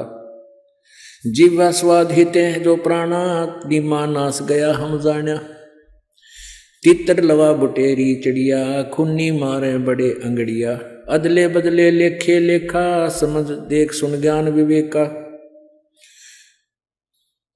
जो मुँह मन सिर बिस्मिल्लाही, जीव्या स्वाद हितें कसाई। ऐसे पंडित जीव हिताना, राजा के सिर दरा बयाना। शब्द हमारा मानियो और जो सुनते हो नर नार, जीव दया बने कुफर है, चले जमाना हार। क्या बताते हैं, सोनारी जारी करे सुरापान 100 बार, एक चिलम हुक्का भरे वो डूबे काली धारे। ओए होए, अपने आत्माओं कितना गहरा कंपैरिजन किया है परमात्मा ने, गरीबदास साहिब जी ने परमात्मा के ज्ञान का। कहते सुरापान मदमासा हारी गमन करे भोग पर नारी। 70 जन्म कटत है शीसम साक्षी साहेब है जगदीशम। सुरापान, सुरापान माने जो शराब पीते हैं, और मांस आहारी जो मांस खाते हैं, और जो दूसरे की पत्नी को तकते हैं, पर स्त्री गमन करते हैं। कहते हैं उनके 70 जन्म कटेंगे शीसम साक्षी साहेब है जगदीशम। उनके 70 जन्म शर कटेंगे, कि तो बकरा बनेगा, कि तो और किसी कारण से, कि तो वैसे कोई शत्रु मार देगा। यानी इस प्रकार उनको 70 जन्म उनके शीश कटेंगे, ऐसी दुर्गति से मौत होएगी। अपने आत्माओं कितना गहरा कंपैरिजन किया है परमात्मा ने, गरीबदास साहिब जी ने परमात्मा के ज्ञान का। कहते सुरापान मदमासा हारी गमन करे भोग पर नारी। 70 जन्म कटत है शीसम साक्षी साहेब है जगदीशम। सुरापान, सुरापान माने जो शराब पीते हैं, और मांस आहारी जो मांस खाते हैं, और जो दूसरे की पत्नी को तकते हैं, पर स्त्री गमन करते हैं। कहते हैं उनके 70 जन्म कटेंगे शीसम साक्षी साहेब है जगदीशम। उनके 70 जन्म शर कटेंगे, कि तो बकरा बनेगा, कि तो और किसी कारण से, कि तो वैसे कोई शत्रु मार देगा। यानी इस प्रकार उनको 70 जन्म उनके शीश कटेंगे, ऐसी दुर्गति से मौत होएगी। और फिर क्या बताते हैं, पर द्वारा स्त्री का खोले 70 जन्म अंधा हो डोले। पर स्त्री गमन करने से यानी किसी, तो उसको कहते हैं 70 जन्म अंधे का पाओगा। मनुष्य बनकर या गधा बनकर या कुत्ता बनकर, बैल भैंस गाय बनकर अंधा होगा। कहते हैं पर द्वारा स्त्री का खोले 70 जन्म अंधा हो डोले। और मदरा पीवे कड़वा पानी 70 जन्म कुत्ते के जानी। ओए होए होए, एक बार एक प्याला पीणते शराब का 70 जन्म कुत्ता। ओए होए, ये तो लागे घूटी टीटी पाके फिर बेरा पटेगा, कि तो गंदे नाले में पानी पीवेगा, जो ठीक किसी ने उल्टी कर रखी हुई उन्हें खाओगा, और कि तो टांग टूट जा, खाज लाग जा, वो दुर्गति न्यारी होगी। कहते मदरा पीवे कड़वा पानी 70 जन्म सवान किए जानी। अपने आत्माओं एक बार शराब पीने से 70 जन्म कुत्ते के, और एक पर स्त्री गमन करने से 70 जन्म अंधा हुआ है। ओहो, कहते सुराप 100 नारी जारी करे, और सुरापान 100 बारे। एक चिलम हुक्का भरे वो डूबे काली धारे। ओहो, अब हुक्के के पीण का तो कितना पाप होगा, भर के किसी को देने का भी इतना दोष बताया है। जैसे 100 नारी जारी करे, 100 स्त्रियों से परगमन करना, एक से दुष्कर्म करने से ही कितना जुल्म है उसके, 70 जन्म अंधा होगा। और सुरापान मदमासा हारी गमन करे भोग पर नारी 70 जन्म कटेंगे शीशम। 70 जन्म शीश कटेंगे, 70 जन्म कुत्ते के होंगे, और 70 जन्म वो अंधा होगा, और 70 जन्म कुत्ते के पाओगा। कहते 100 नारी जारी करे, 100 बार पी ले दारू, जो उनका उससे जो पाप है उससे भी ज्यादा पाप एक बार हुक्का भरने वाले को है। पीने वाले का तो बेड़ा गर्क। पुण्यात्माओं, ये कोई डूम बाट के गीत नहीं जो दास सुना रहा है, ये परमात्मा का आदेश है, उस परम पिता का। हम जिस वस्तु के हम आदि हो गए, हम उसके गुण अप ढूंढ लेते हैं। कई के कहेंगे भाई शराब तो हुक्का है अच्छा, कमाल की बात है। जहर न किसी प्रकार खा ले वो सारा ही बुरा। अब जो शराब पीते हैं तम्बाकू तो ना पीते, शराब को मांस खाते हैं, वो का हुक्का नहीं पीते, शराब नहीं पीते, मांस खाते। तो ये सारे ही दोष हैं, सभी त्याग्य हैं। अब इन हुक्का पीनी है और हिंदी करते हैं, भगवान दिखाता हूं आपको। अब तम्बाकू के बारे में, तम्बाकू जो पीनो हुक्का गुड़गुड़ा में बैठ के, उनके बारे में क्या बताते हैं। तम्बाकू कसीदम तमाम मस्त हैफ लुजित नसीरी कुवैती न कैफ, हरदम मकरूद पीवें शराब, होगा सरे बीच खाना खराब, कुटन कलाहीन जुग जुग कलेश, सुखन मान मेरा मैं कहता हमेश। अब कहते हैं कि जो शराब पीते हैं उनकी दबरानमाटी होएगी। फिर बताते हैं तलक सा तमाकू और सिला घोट पीस, और देई नास नाक और कमल में कसीस। हमारे जो शरीर बना हुआ है अंदर, इस शरीर के बैकबोन है, बैकबोन जिसको रीढ़ की हड्डी कहते हैं, इसके अंदर की साइड में कमल बने हुए हैं। इन कमलों में परमात्मा, इन भगवानों देवों का वास है। मूल कमल में गणेश जी, स्वाद कमल में सावित्री और ब्रह्मा जी, नाभि कमल में विष्णु और लक्ष्मी जी, और हृदय कमल में पार्वती और शिव जी, और कंठ कमल में दुर्गा। अब क्या बताते हैं कि जब हम तम्बाकू पीते हैं या शराब पीते हैं, उनका असर हमारे ब्लड में होकर और वहां भगवानों के निवास में भी बदबू फैलाता है। ऐसे ही तम्बाकू, जब हम तम्बाकू पीते हैं सीधा अंदर जाता है, तो वायु के साथ जहां ऑक्सीजन जाती है वहां कार्बन डाइऑक्साइड ये बदबू जाती है, और भगवानों के जो स्थान हैं उनके अंदर से ये वहां पर बदबू उठाते हैं। एक तरफ भक्ति करो हैं, और ऊपर तो फिर हुक्का पीवे, शराब पीवे, मांस खाओ, तो उसमें कैसा अच्छा लगेगा। जैसे आपका कोई रिश्तेदार आ जाए और उसको बढ़िया खाना हलवा पूरी बना कर खूब छका दिया, कमरे में बैठा दिया, और वहाँ फिर एक अंगीठी बाढ़ दी या कोई आग से लगा दिए, क्वाट दिए बंद करे, वो के रोगा तुमने। ऐसे ही हम एक तरफ से भक्ति करते हैं और ऊपर से इन भगवान आके धूमा वो धूनी लगा देते हैं। तो ऐसे हम कर रहे हैं। क्या बताते हैं, तलक सा तमाकू सिला गोट पीस, देई नाक नासा कमल में कसीस। कमलों में जाके इसका असर हुआ। हिंदू तुर्क को जो दीनी तलाक, पीवे तमाकू वो सरे के कजाक। भगवान के द्रोही हैं जो लोग तमाकू प्रयोग करते हैं।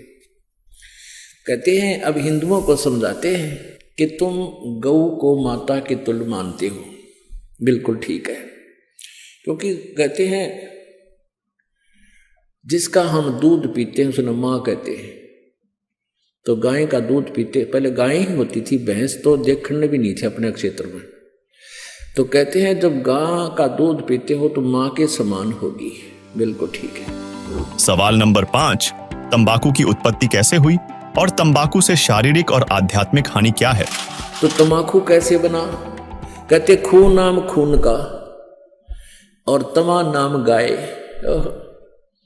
ये फारसी का शब्द है। खू माने खून का, तमा नाम गाय, सौगंध 100 बार इसको ना खाए।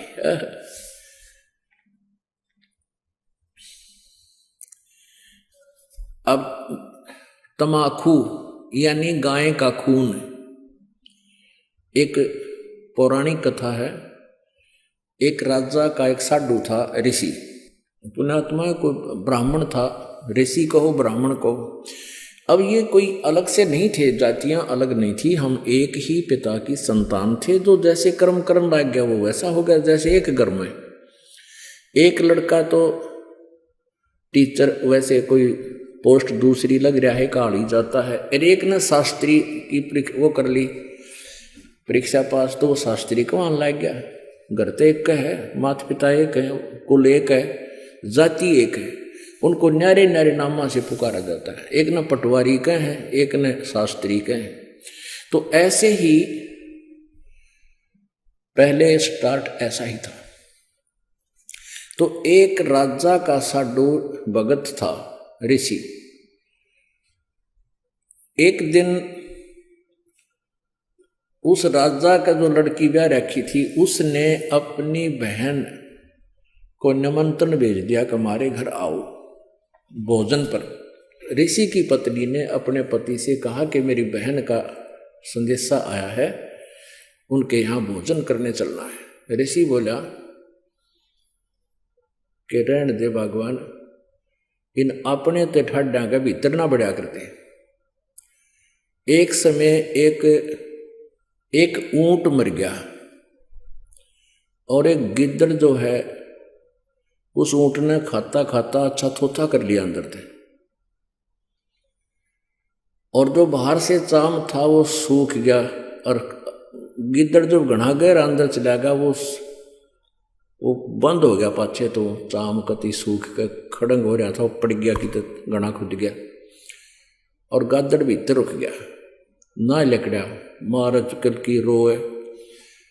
एक हफ्ते पाछे वर्षा होगी, वर्षा होने तक वो नरम हो गया चाम, वो गादड़ फिर मार के सिर निकला, कसौती स्पीड फेंक पकड़ रहा। तो साथी बोले रहा कित गया था, जो बोला वह गया कि था, एक अनुभव तो हो गया, बोला अपने तो बड्डे का भीतर नहीं बढ़े। तो यहां ऋषि ने बहुत समझाया पर उसकी पत्नी मानी को ना, अक्के हो गया, नो तो जाया करें, ईसा के जुल्म कर रहा है नो सर। वो बोला ले चलते, वो चले गए। अब राजा ने उसने 36 पकवान बना रखे, ये इधर उधर देख तरह बताओ भाई। अब ऋषि ने जिसा मन मार कर खाया वो वापस आ गए। अब उसकी पत्नी बोली कि हम नहीं बुलाना चाहिए, ये न्योन्यते गल है। अब हफ्ते 10 दिन महीने पीछे ऋषि की पत्नी बोली हम नहीं बुलाना चाहिए। उसका पति बोला तो ठीक है, ले करता हूँ व्यवस्था। तो उसने, क्योंकि संत के भगत के पास कमाई होती है अपने भक्ति की, धर्म पुण्य की, तो उसने ऊपर स्वर्ग में अपनी सुरती लाई, टेलीफोन कराया, तो स्वर्ग से एक कामधेनु मंगा ली। कामधेनु गाय जो मनोकामना पूर्ण करती है। ऊपर से एक टेंट आ गया बढ़िया, स्वर्ग से अलग एक टेंट लगा दिया। और ऋषि आसपास के ऋषि बुला लिए, भाई आज जो आज हमारे राजा होगा, उनका न्योता है, हमारा साधु है, सेवा करवा दिया। अब वो ऋषि साधु भक्त जो आसपास कुटिया में रहा करते जंगल में, वह भी आ गए। राजा ने नीचा दिखाने के लिए हजारों की संख्या में सैनिक ले लिए। अगर साधु की मरोड़ का ढकाऊंगा, मेरी जो है ना पूरी वाह वाह हो जाएगी। ये आग और न्यारी हमारे अंदर एक जलालत भरी पड़ी है। तो राजा ने सैकड़ों हजारों सैनिक ले लिए और आप भी चल पड़ा। अब ऋषि ने वहाँ जैसी व्यवस्था थी अपना घास फूस बिछा कर वहाँ टेंट लगवा दिए, बिस्तर बिछवा दिए, क्योंकि संतों के पास एक ऐसा धन होता है वो अपनी सिद्धि से बहुत कुछ व्यवस्था कर सकते हैं। अब सारे टेंट लगा रखे, टेंट फूस बिछा के ऊपर तो वो अच्छे बढ़िया वस्त्र बिछा रखे। तो भोजन शुरू हो गया।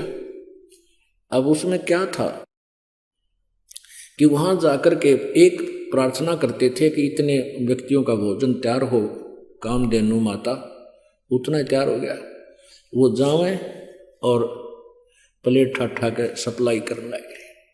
सब छका दिए बढ़िया भोजन।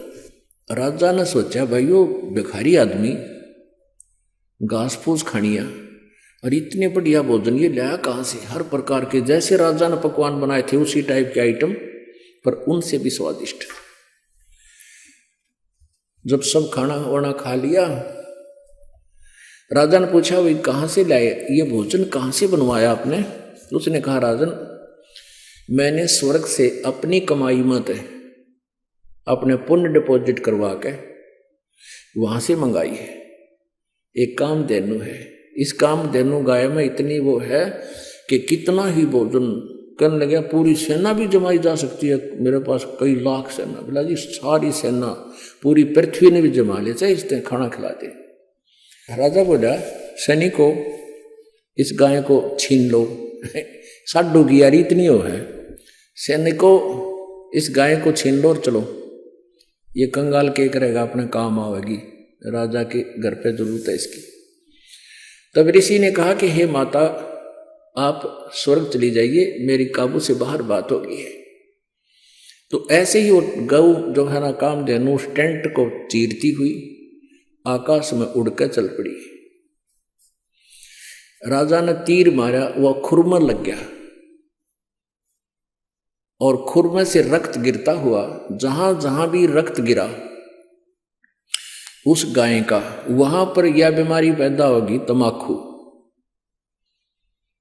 अब क्या बताते हैं कि तुम एक तरफ तो हिंदू को आओ और फिर गाय के खून न पियो, तमाकू बना कर हुक्का में डाल के बीड़ी सिगरेट पी के। या तो तुमने ज्ञान नहीं या स्वाद पड़ गया। ज्ञान नहीं था तो अब समझ लीजिए, और ये इसे अड़ंगे का स्वाद अच्छा नहीं होता जो शरीर में नुकसान सारे खराब करे। तो क्या बताते हैं, खून नाम खूं का, तमा नाम गाय, सौगंध 100 बार इसको ना खाए। कहते हैं 100 बार सौगंध, इसकी 100 बार प्रतिज्ञा करो, इसको खाना नहीं। गधे समान कौआ कर्म के कुलीन, पीवे तमाकू सो जम के आधीन। पेतबाई खांसी निवासी निवास, कफ दल कले जाली ना गिरा से। ओहो, कहते हैं तमाकू प्रयोग करने से फेफड़े गल जाते हैं, फिर कभी पित्त बनेगी, कभी खांसी हो जाएगी, बाई हो जाएगी। और कहते हैं काला तमाखुर गोरा पीवाक, 10-20 लंगर जहां बैठे गुटाक। आह, कितना अच्छा चित्रण किया है। बाजे ने और गुड़ गुड़ और उक्के हजूम, और कोरे कुबद्दी बीसा है नसूम। बाकी ही पगड़ी बाकी ही नय, और डिब्बी डबोए पर डूबे हैं कह। गुटाकड़ अटाकड़ मटाकड़ लहूर, एक बैठेगा अड़के एक बैठेगा दूर। ये उक्के पीणिया का बता रखा है, चित्रण कर रखा है। कि फिर क्या बताते हैं, शब्द मान मेरा मैं कहता हूं तो ही, यो ही मूल मंत्र तमाकू ना बोई। ओह, अपने आत्माओं कहते हैं कड़वा ही कड़वा तू करता हमेश, कड़वा ही ले प्यारे कड़वा ही पेश। तू लंगर है लंगड़ा और झूठा लबार, अमली के मुख में मूत्र की धार। तमाकू तर्क गर्क कर करोध, ममता मनी मार संसार बोध। कामी और क्रोधी तू लोभी लबूट, बचन मान मेरा धूमा ना घूट।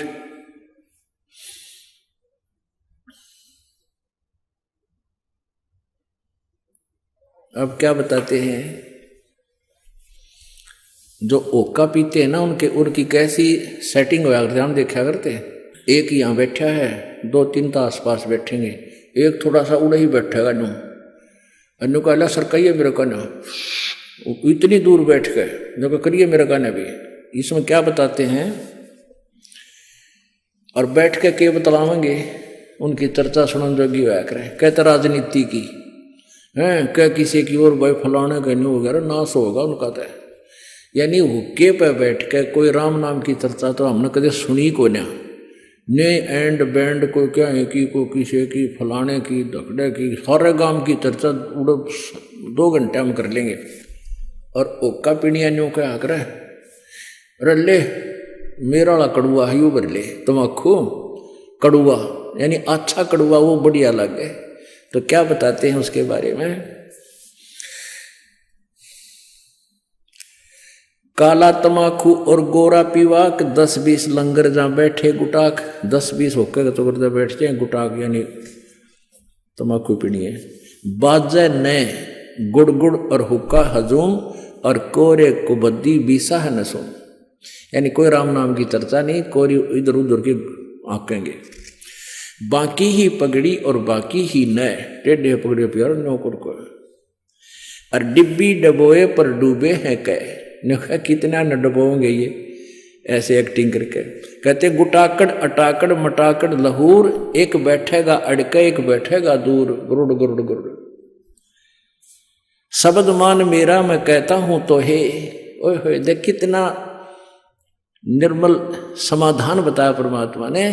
कहता है सुखन मान मेरा, मेरी बात सुन ले, और कहता हूं तो ही यही मूल मंत्र, तमाकू ना बोइयो। अब बोआंगे नहीं तो मिलेगा नहीं। आज सरकार ने भी धूम्रपान पर जो है ना बैन लगा दिया और तमाकू को बीजने पर भी बैन लगा दिया। और परमात्मा ने आज से 250-600 वर्ष पहले कहा था कि यही मूल मंत्र है इस पिस्ते बुराई ते पंडा छुटवाण का, कि इस तमाकू को बोइयो मत ना। क्या बताते हैं, तो लंगर है लंगड़ा और झूठा लबार, अमली के मुख में मूत्र की धार। अब जब ये शरीर छोड़कर जागा, वहां यम के दूत इन ओका पीड़िया ने न्यारे पटकेंगे ठाके और उनका मुंह में मुत्या करें। नो कहेंगे ले प्यारे तो कड़ुआ घना पिया करता है, कड़ुआ पी। कहते हैं ये सत्कर मानना पुण्यात्माओं, दास नहीं कह रहा, ये भगवान का आदेश है, ज्ञान है और ये सत्य है। हमारे ना जच्चवा हमारी नालायकी है, अपनी बुद्धि की सोच है। कहते हैं तू लंगर है लंगड़ा और झूठा लबार, अमली के मुख में मूत्र की धार। कड़वा ही कड़वा तू करता हमेश, कड़वा ले प्यारे इब कड़वा ही पेश। ले कड़वा पी ले तू पेशाब को। कहते हैं तमाकू तरास निराशा निराश, भूले धनी को जो कहिए इलास, और पामर परम धाम जाते न कोई, झूठे अमल पर दी जान खोई। सवाल नंबर 6, भगवान के आदेश की अवहेलना करने से क्या होता है? सुनिए अजाजील की कथा और जानिए दंडवत प्रणाम का कितना अधिक लाभ है तथा भक्ति कैसे खत्म हो जाती है। जिस प्रकार देश के संविधान को तोड़ने से हम दंड के भागी होते हैं, इसी प्रकार यदि मानव भगवान का विधान तोड़ता है तो उसे भयंकर सजा प्राप्त होती है। सुनिए भगवान के आदेश की अवहेलना करने से अजाजील के साथ क्या हुआ। पुण्यात्माओं, ये एक परमेश्वर की वाणी है, इस पर हमने अमल करना पड़ेगा। क्या बताते हैं, यदि तू हमारी बात को नहीं मानेगा तो क्या होगा। अजाजील बंदा ईराना समूल, सरे का वचन जिन किया है अदूल। कैफी कमल कूंज खेचा कमंद, इला पेंगला दर रुके ब्रह्मरंद्र।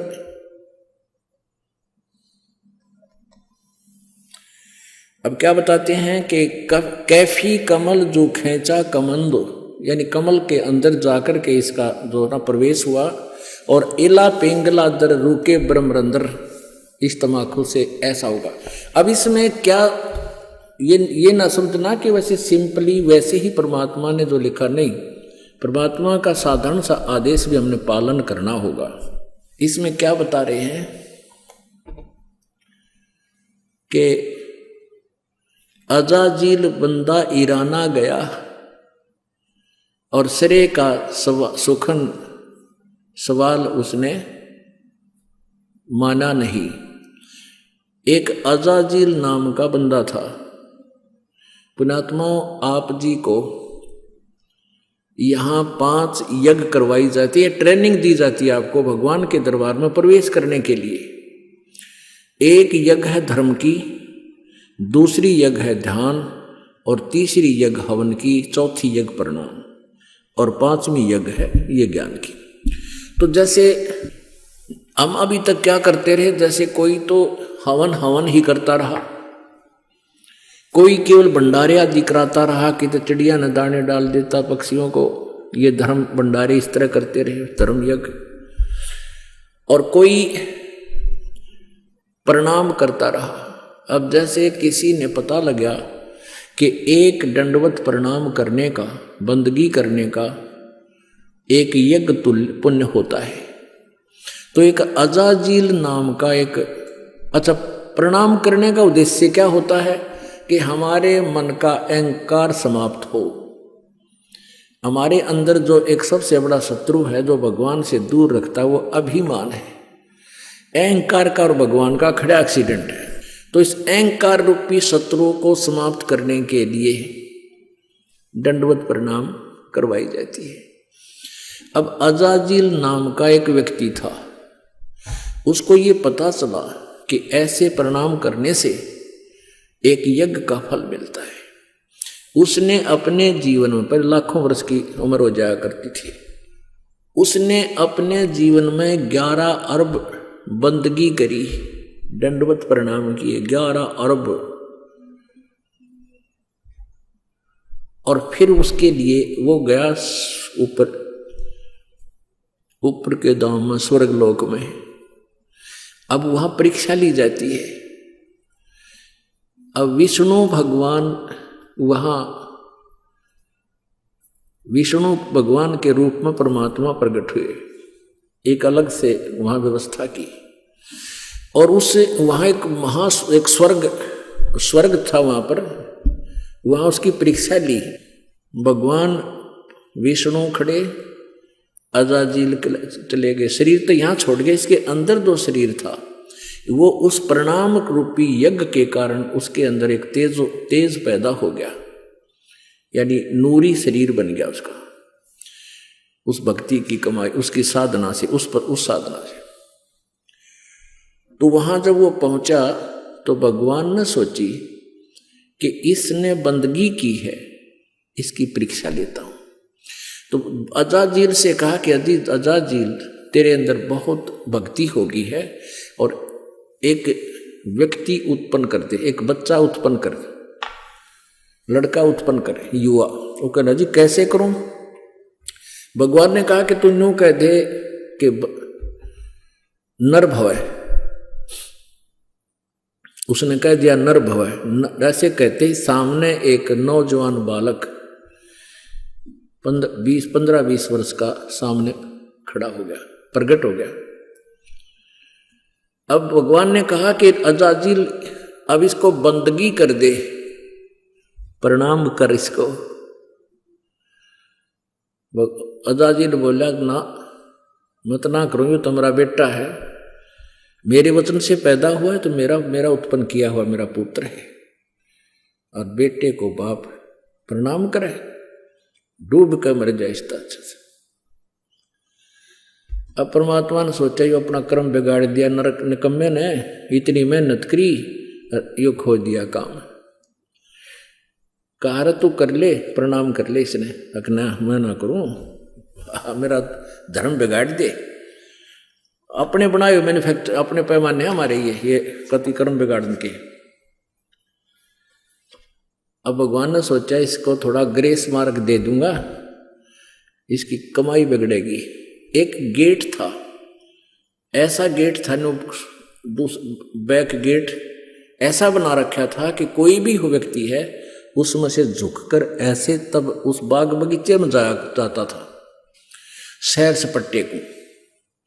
वैसे तो मेन गेट अलग था, इंद्रपुर से जाना होता तो ऐसे शॉर्टकट जाना होता तो नीचे झुककर जाना पड़ता था। नो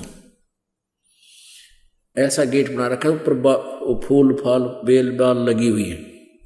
तो उस लड़के से कहा भगवान विष्णु ने कि जा बेटा इस गेट के परली तरफ खड़ा हो जा, दरवाजे थे। वो उधर चला गया। भगवान बोले विष्णु जी कि आजा अजाजिल, तुझे सैर सपट्टा करा के लाता हूं। अब भगवान मुकुट समेत उसमें का झुक के, सामने वो लड़का खड़ा है, ऐसे झुक के निकल गए और कहा आजा अजाजिल मेरे साथ साथ। ने बोला मैं सारी जानू तेरी, तू छलिया है, फिर मेरी हंसी करेगा। न्यू का देखा ना, करवा दिया प्रणाम, न्यू हो गया ना, न्यू कह देगा तू, हो गया तेरा प्रणाम, देख लिए, मैं सारी जानू, मैं ना करूं। अब परमात्मा ने सोची थी कि इसकी या कमाई बच जाएगी ना, गधा बनेगा यो डकमी आत्मा। विष्णु जी ने कहा आ जा तू, ना मैं ना हूं। तो बोला जा तेरी सारी कमाई कैंसिल, और वापस आकर गधे की योनि में गया। तो पुण्यात्मा यहां एक उदाहरण दिया है इसमें कि अजाजील अराना गया, अजाजील बंदा इराना समूल, और सरे का वचन जिन कीन्हा अदूल। कि जिस प्रकार परमात्मा के वचन का उल्लंघन करने से, अवहेलना करने से अजाजील का नाश हो गया, सारी भक्ति नष्ट होगी, गधे की योनि में गया। ऐसे ही यदि आप जी इस भक्ति मार्ग में, हमारा ये आदेश है कि तम्बाकू, शराब, मांस, बीड़ी छूना नहीं है, और आप फिर भी बाज नहीं आते हो, तो आपकी भक्ति कतई नष्ट हो जाएगी। ये आदेश पालन ना करने से जिस प्रकार अजाजिल का नाश हो गया, ऐसे आपका काम बिगड़ जाएगा। सवाल नंबर 7, हर की पैड़ी हरिद्वार में 25,000 साधु संत आपस में लड़कर क्यों मर गए थे? जानिए त्रिगुण उपासकों के कारनामे। आज से लगभग 353 वर्ष पूर्व हरिद्वार में हर की पैड़ियों पर शास्त्र विधि रहित साधना करने वालों के कुंभ पर्व की प्रभि का संयोग हुआ। वहां पर सर्व त्रिगुण उपासक महात्मा जन स्नानार्थ पहुंचे। गिरि, पुरी, नाथ, नागा आदि तमोगुण भगवान श्री शिव जी के उपासक तथा वैष्णो सतोगुण भगवान श्री विष्णु जी के उपासक हैं। प्रथम स्नान करने के लिए नागा तथा वैष्णो साधुओं में घोर युद्ध हो गया। लगभग 25,000 त्रिगुण उपासक मृत्यु को प्राप्त हुए। जो व्यक्ति जरा सी बात पर नरसंहार, कत्लेआम कर देता है, वह साधु है या राक्षस, स्वयं विचार करें। आम व्यक्ति भी कहीं स्नान कर रहे हों और कोई व्यक्ति आकर कहे कि मुझे भी कुछ स्थान स्नान के लिए देने की कृपा करें, तो आम व्यक्ति भी शिष्टाचार के नाते कहते हैं कि आओ आप भी स्नान कर लो। अब सुनिए इस विषय में संत गरीबदास जी ने क्या कहा है। सन्यासी 10 नाम कहावे, शिव शिव करे न संशय जावे। निर्वाणी नी कच्छ निसारा, भूल गए हैं ब्रह्म द्वारा। यो भी वैदा है वैदे से भेद अलैदा, यो भी वैदा वैदा क्यों जाना, हम सतगुरु बैठे न्यू जाना। गरीबदास जी की वाणी दास आपको सुना रहा है। अब क्या बताते हैं, कंठी माला और मृगछाला ये सिर पर जटा रखावे हैं। ढोलक ताल झालरी पीटे ताना री री गावे हैं। ये भक्ति का साधन है। तन के योगी मन के भोगी, गुल्लर पेट पड़ावे हैं। गुज बीरज का मरम न जाने, ये भद्र बेख बनावे हैं। करुआ और कॉपी न लिए जा, बनखड़ गुफा बनावे हैं। खुदा कुत्ती गट में दूती, फिर गृह द्वारे आवे हैं। तो परमात्मा कहते हैं घर त्याग दिया, जंगल में जा बैठा, सांझ तक कर देगा एक दिन पूरी। अगले दिन भूख लग गई गजब की, और फिर लेकर लोटा जोड़ी ठाक है गृहस्थी के द्वारा होगा, दिए माई दिए माई। अरे घर में सारी सुविधा थी, समय पर रोटी खाओ, अपना धंधा करो और भगवान बजो जो मंत्र से ही दे रखे। काशी गया प्रयाग महोदय, जगन्नाथ को जावे हैं। लोहागर और पुष्कर पर से वहाँ द्वारका दाग दगावे हैं। यो भी वैदा वैदे से भेद अलैदा, वैदा क्यों जाना, हम सतगुरु बैठे यूं जाना। अब जैसे क्या बताया है, तीर तुपक तलवार कटारी, जमदड़ जोर बदावे हैं। हर पैड़ी हर हेत न जाना, वाजा तेग चलावे हैं। ये साथ जैसे एक बार कुंभ का मेला भरा था। ये तीनों गुणों के उपासक, रजगुण ब्रह्मा, सतगुण विष्णु, तमगुण शिव जी। तो विशेषकर ये एक बार कुंभ के मेले के पर्व का संयोग हुआ था इनके अनुसार हर की पैड़ी पे। और पुण्यात्मा यहाँ गांव गांव में, नगर नगर में देखे इन चिमटे गाड़ के, धोने ला कर, राख रमा के, बड़ी बड़ी जटा और माला पैर के, सोचा महात्मा पड़े होंगे। अब वहाँ जाकर कुंभ के मेले पे जब ये क्या करते हैं, गिरी एक ग्रुप में, पुरी न्यारे, नागा अलग से, सन्यासी न्यारे, वैष्णो अलग से, ये सब अपने अपने ग्रुप में वहाँ इकट्ठे हो जाते हैं। कनपाड़े न्यारे, बिना कनपाड़े नाथ अलग से। और वहाँ ये क्या करते हैं कि जो समय होता है स्नान करने का, जिस भी सरोवर में ये बनाते हैं अपना जुगाड़ सा, तो हर की पैड़ी हरिद्वार में बन गया एक बार, बहुत पहले की बात है। तो ये स्नान करने के लिए वहाँ पहुँच गए अपने अपने ग्रुप में। जब वह पर भी लगी थी तो सबसे पहले नागा चले गए हर की पैड़ी पे, सब वो स्नान करने लगे, कई हजार थे। पीछे से वैष्णु साधु आगे विष्णु जी के उपासक, और नागा थे तमोगुणी श्री शंकर जी के उपासक। अब वैष्णु ने कहा कि नागाओं पहले हम स्नान करेंगे, हम त्यागी और बैरागी हैं, हम स्वच्छ हैं, शुद्ध हैं, विष्णु जी के उपासक हैं, हम उत्तम हैं, हम सर्वश्रेष्ठ हैं। नागा कहने लगे हम सर्वश्रेष्ठ हैं, हम त्यागी और बैरागी हैं, और हम तन पे कपड़ा भी नहीं रखते हैं, और हम सब पहले स्नान करेंगे। अब वैष्णु साधु कहने लगे तुम काहे कि शुद्ध हो, काहे कि श्रेष्ठ हो, पशु की तरह नंगे फिरते हो, टट्टी के हाथ भी ना धोते, शरडो फिरडो, बाहर आओ तुम, पहले हम स्नान करेंगे। अब इस बात पर दोनों का झगड़ा हो गया।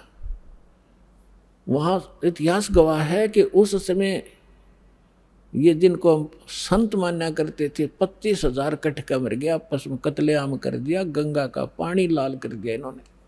उसका विवरण दे रहे हैं गरीबदास साहिब जी के तीर तुपक तलवार कटारी जमदड़ जोर बधावे हैं, और हर पैड़ी हर हेत नहीं जाना। हर की पैड़ी कहें भगवान के प्रति श्रद्धा नहीं उन नालाकों की, हर पैड़ी हर हेत नहीं जाना, वहाँ जाते एक जलावे हैं और काटे शीस नहीं दल करुणा, ये जग में साध कहावे, और जो जन इनके दर्शन को जावे उनको भी नरक पठावे। ऐसे गुरु का चेला फिर ईसाई होगा जैसे ये जालिम है। तो इसलिए परमात्मा कहते यो भी वैदा है और वैद्य से भेद लेदा, यो भी वैदा। तो इस प्रकार पुण्यात्माओं आप इस सत्संग में आते रहिए और इस ज्ञान को बड़े ध्यान से सुनना, आजीवन आपके काम आवेंगी ये बातें। एक तो ये गाइडलाइन है कि ये साधना करनी चाहिए, ये ना करनी चाहिए। ये प्रमाण कहा हमारे सदग्रंथ साक्षात दास पैरेलल बताता है कि जो साधना श्रीमद् भगवत गीता में है वो उसके सत्र का ज्ञान, वो कंप्लीट नहीं है। कंप्लीट स्पिरिचुअल नॉलेज और कंप्लीट मेथड ऑफ वर्शिप सूक्ष्म वेद में है। वेद भी कहते हैं वो इनसे अलग ज्ञान है, और गीता जी भी कहती है कि वो ज्ञान अलग है जिसमें कंप्लीट स्पिरिचुअल नॉलेज है। सभी यज्ञों की, धार्मिक अनुष्ठानों की विस्तार से जानकारी हो भगवान ही बताता है करके, और वो तत्वदर्शी संत के पास है, उनसे पूछो। तो भगवान कबीर साहब है 600 साल पहले वो बताए गए थे उस सूक्ष्म वेद को। ये तत्वदर्शी संत ये दास है, और अपना कल्याण कराओ। पुण्यात्माओं सौभाग्य आपका, राम नाम की चर्चा अपने सुनने को मिल गई ना। सारा दिन इस पेट के धंधे में दादे मर गए, परदादे मर गए, 2 रोटी के लिए सारा और भूत बने फिरते हैं। अभी एक भक्त ने चिट्ठी लिख कर दी है, आज ही पकड़ाई है।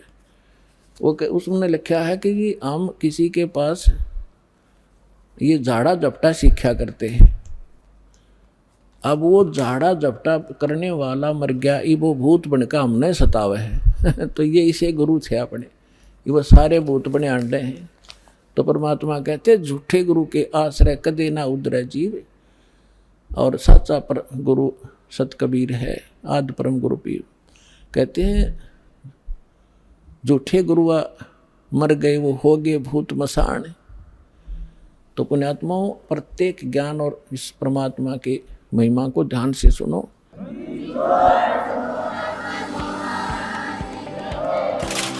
अब सुनिए इन त्रिगुण उपासकों के विषय में सूक्ष्म वेद में क्या कहा गया है। उसके बारे में बता रहे हैं कि काफिर भेख भेख कुमारे और काफिर कूड़ा ज्ञान पसारे। वो काफिर जो झूठा ज्ञान प्रचार करते हैं, गलत ज्ञान प्रचार करते हैं, शास्त्र विरुद्ध ज्ञान दे रहे हैं, वो ढेड़ हैं, वो काफिर है। काफिर भेख भेख कुमारे, काफिर कूड़ा ज्ञान पसारे, जो झूठा ज्ञान प्रचार करते हैं। काफिर कीर्ति ना लखे, धर्म दया व्यवहारे, गरीब दास कैसे बचे उसने जाना जम द्वारे। कहते हैं काफिर जो हैं ये बात को मानने को नहीं तो जाना ही काल के लोक में है।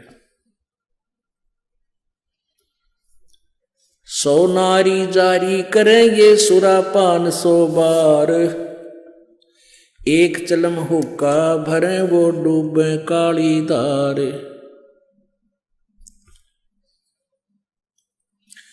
गरीब सूर गऊ को खाते हैं ये शंखा नहीं सलेस, शंकर से सतगुरु मिले इनका न तो न लगे उपदेश। सूर गऊ को खाते हैं ये भक्ति बेहुने राड, भांग तमाकू खा गए सोचा बत है हाड। गरीब भांग तमाकू पीवे ही ये गोसत मदरा आहार, चंद सूर की आव लगिए चोला धरे बेगार। भांग तमाकू पीवे ही सुरापान से हेत, गोसत मिट्टी खा कर ये जंगली बने परेत। भांग तमाकू चाबे ही ये नास नाक में देत, सो तो ईराने गए जो भड़बूजे का रेत। भांग तमाकू पीवे ही ये गोसत गला कबाब, और मोर मर्ग को मार खाते हैं ये देंगे कहाँ जवाब। आला पाला खावे थी या बकरी भेड़िया बाग, सोरू माँ बख्शन करिए कर्म आपने बाग। कुरडी पर गद्धा चरे ये बोले राग रमंड, और वेद कपते बाँच कर वो खा गए मुर्ग अंड। ठुट्ठा पी के भांग का यो भंगी भया खुशाल, मगन हुआ माने नहीं इराना है काल। भांग तमाकू पीवे ते ये चश्मे लाल तमाम, साहेब तेरी बंद साहेब यो जाने कहाँ गुलाम। 12 तिलक बनाए करिए फांसी लीनी हाथ, विष के लड्डू देते हैं ये जीवों ऊपर गाथ। नाना वर्णम भेख हैं इस दुनिया के माही, बचन हमारा मानियो ये सब पंथ नरक में जाही। ओए होए पुण्यात्माओं, ये अमृतवान भगवान का बोला हुआ है। कहते हैं कितने प्रकार के पंथ चल रहे संसार में, और हमारी बात सच्ची मान लेना सब नरक में जाएंगे जो यह सच साधना नहीं की थे। इसमें क्या बताते हैं, भांग तमाकू पीवते और चश्मे लाल गुलाल, भांग पी कर लाल आंख हो जाए, दारू पी लें जब नौकती और मानना नहीं घर के बोलना तो खुरकावे सुल्फा पाड़ पी कर।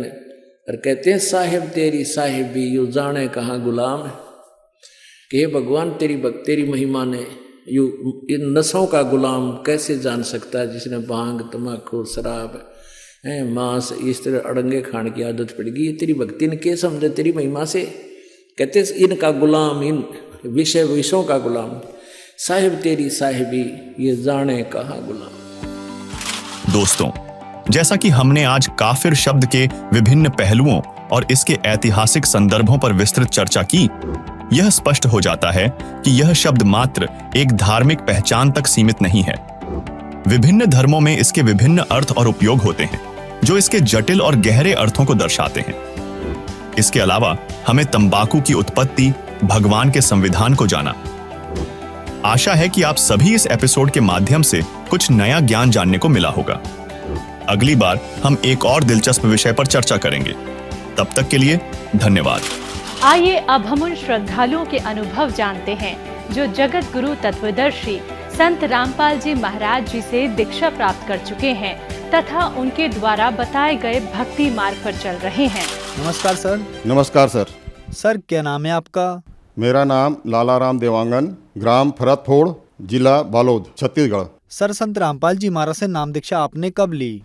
मैंने सदगुरु रामपाल जी महाराज से 24 जनवरी 2020 को प्रथम नाम लिया। सर क्या काम करते हैं आप? मैं अभी फ़िलहाल रिटायर हो गया हूँ। 2007 में रिटायर हुआ।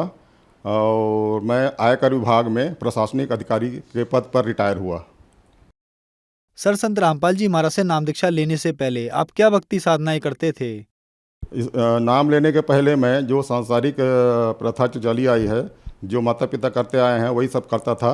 मैं धार्मिक प्रवृत्ति था, इसलिए मेरे को ब्रह्मा कुमारी का ज्ञान ठीक लगा और मैं उनका हेड ऑफिस माउंट आबू गया। तो वहाँ उन लोग बोलते थे कि आप जो दान करते हैं आर्थिक दान के बजाय अपनी जब बुराइयों का दान करो। तो मैं पहले नॉन वेज, ड्रिंक और स्मोकिंग सभी करता था। सांसारिक बुराइयाँ मेरे में बहुत ज़्यादा थी।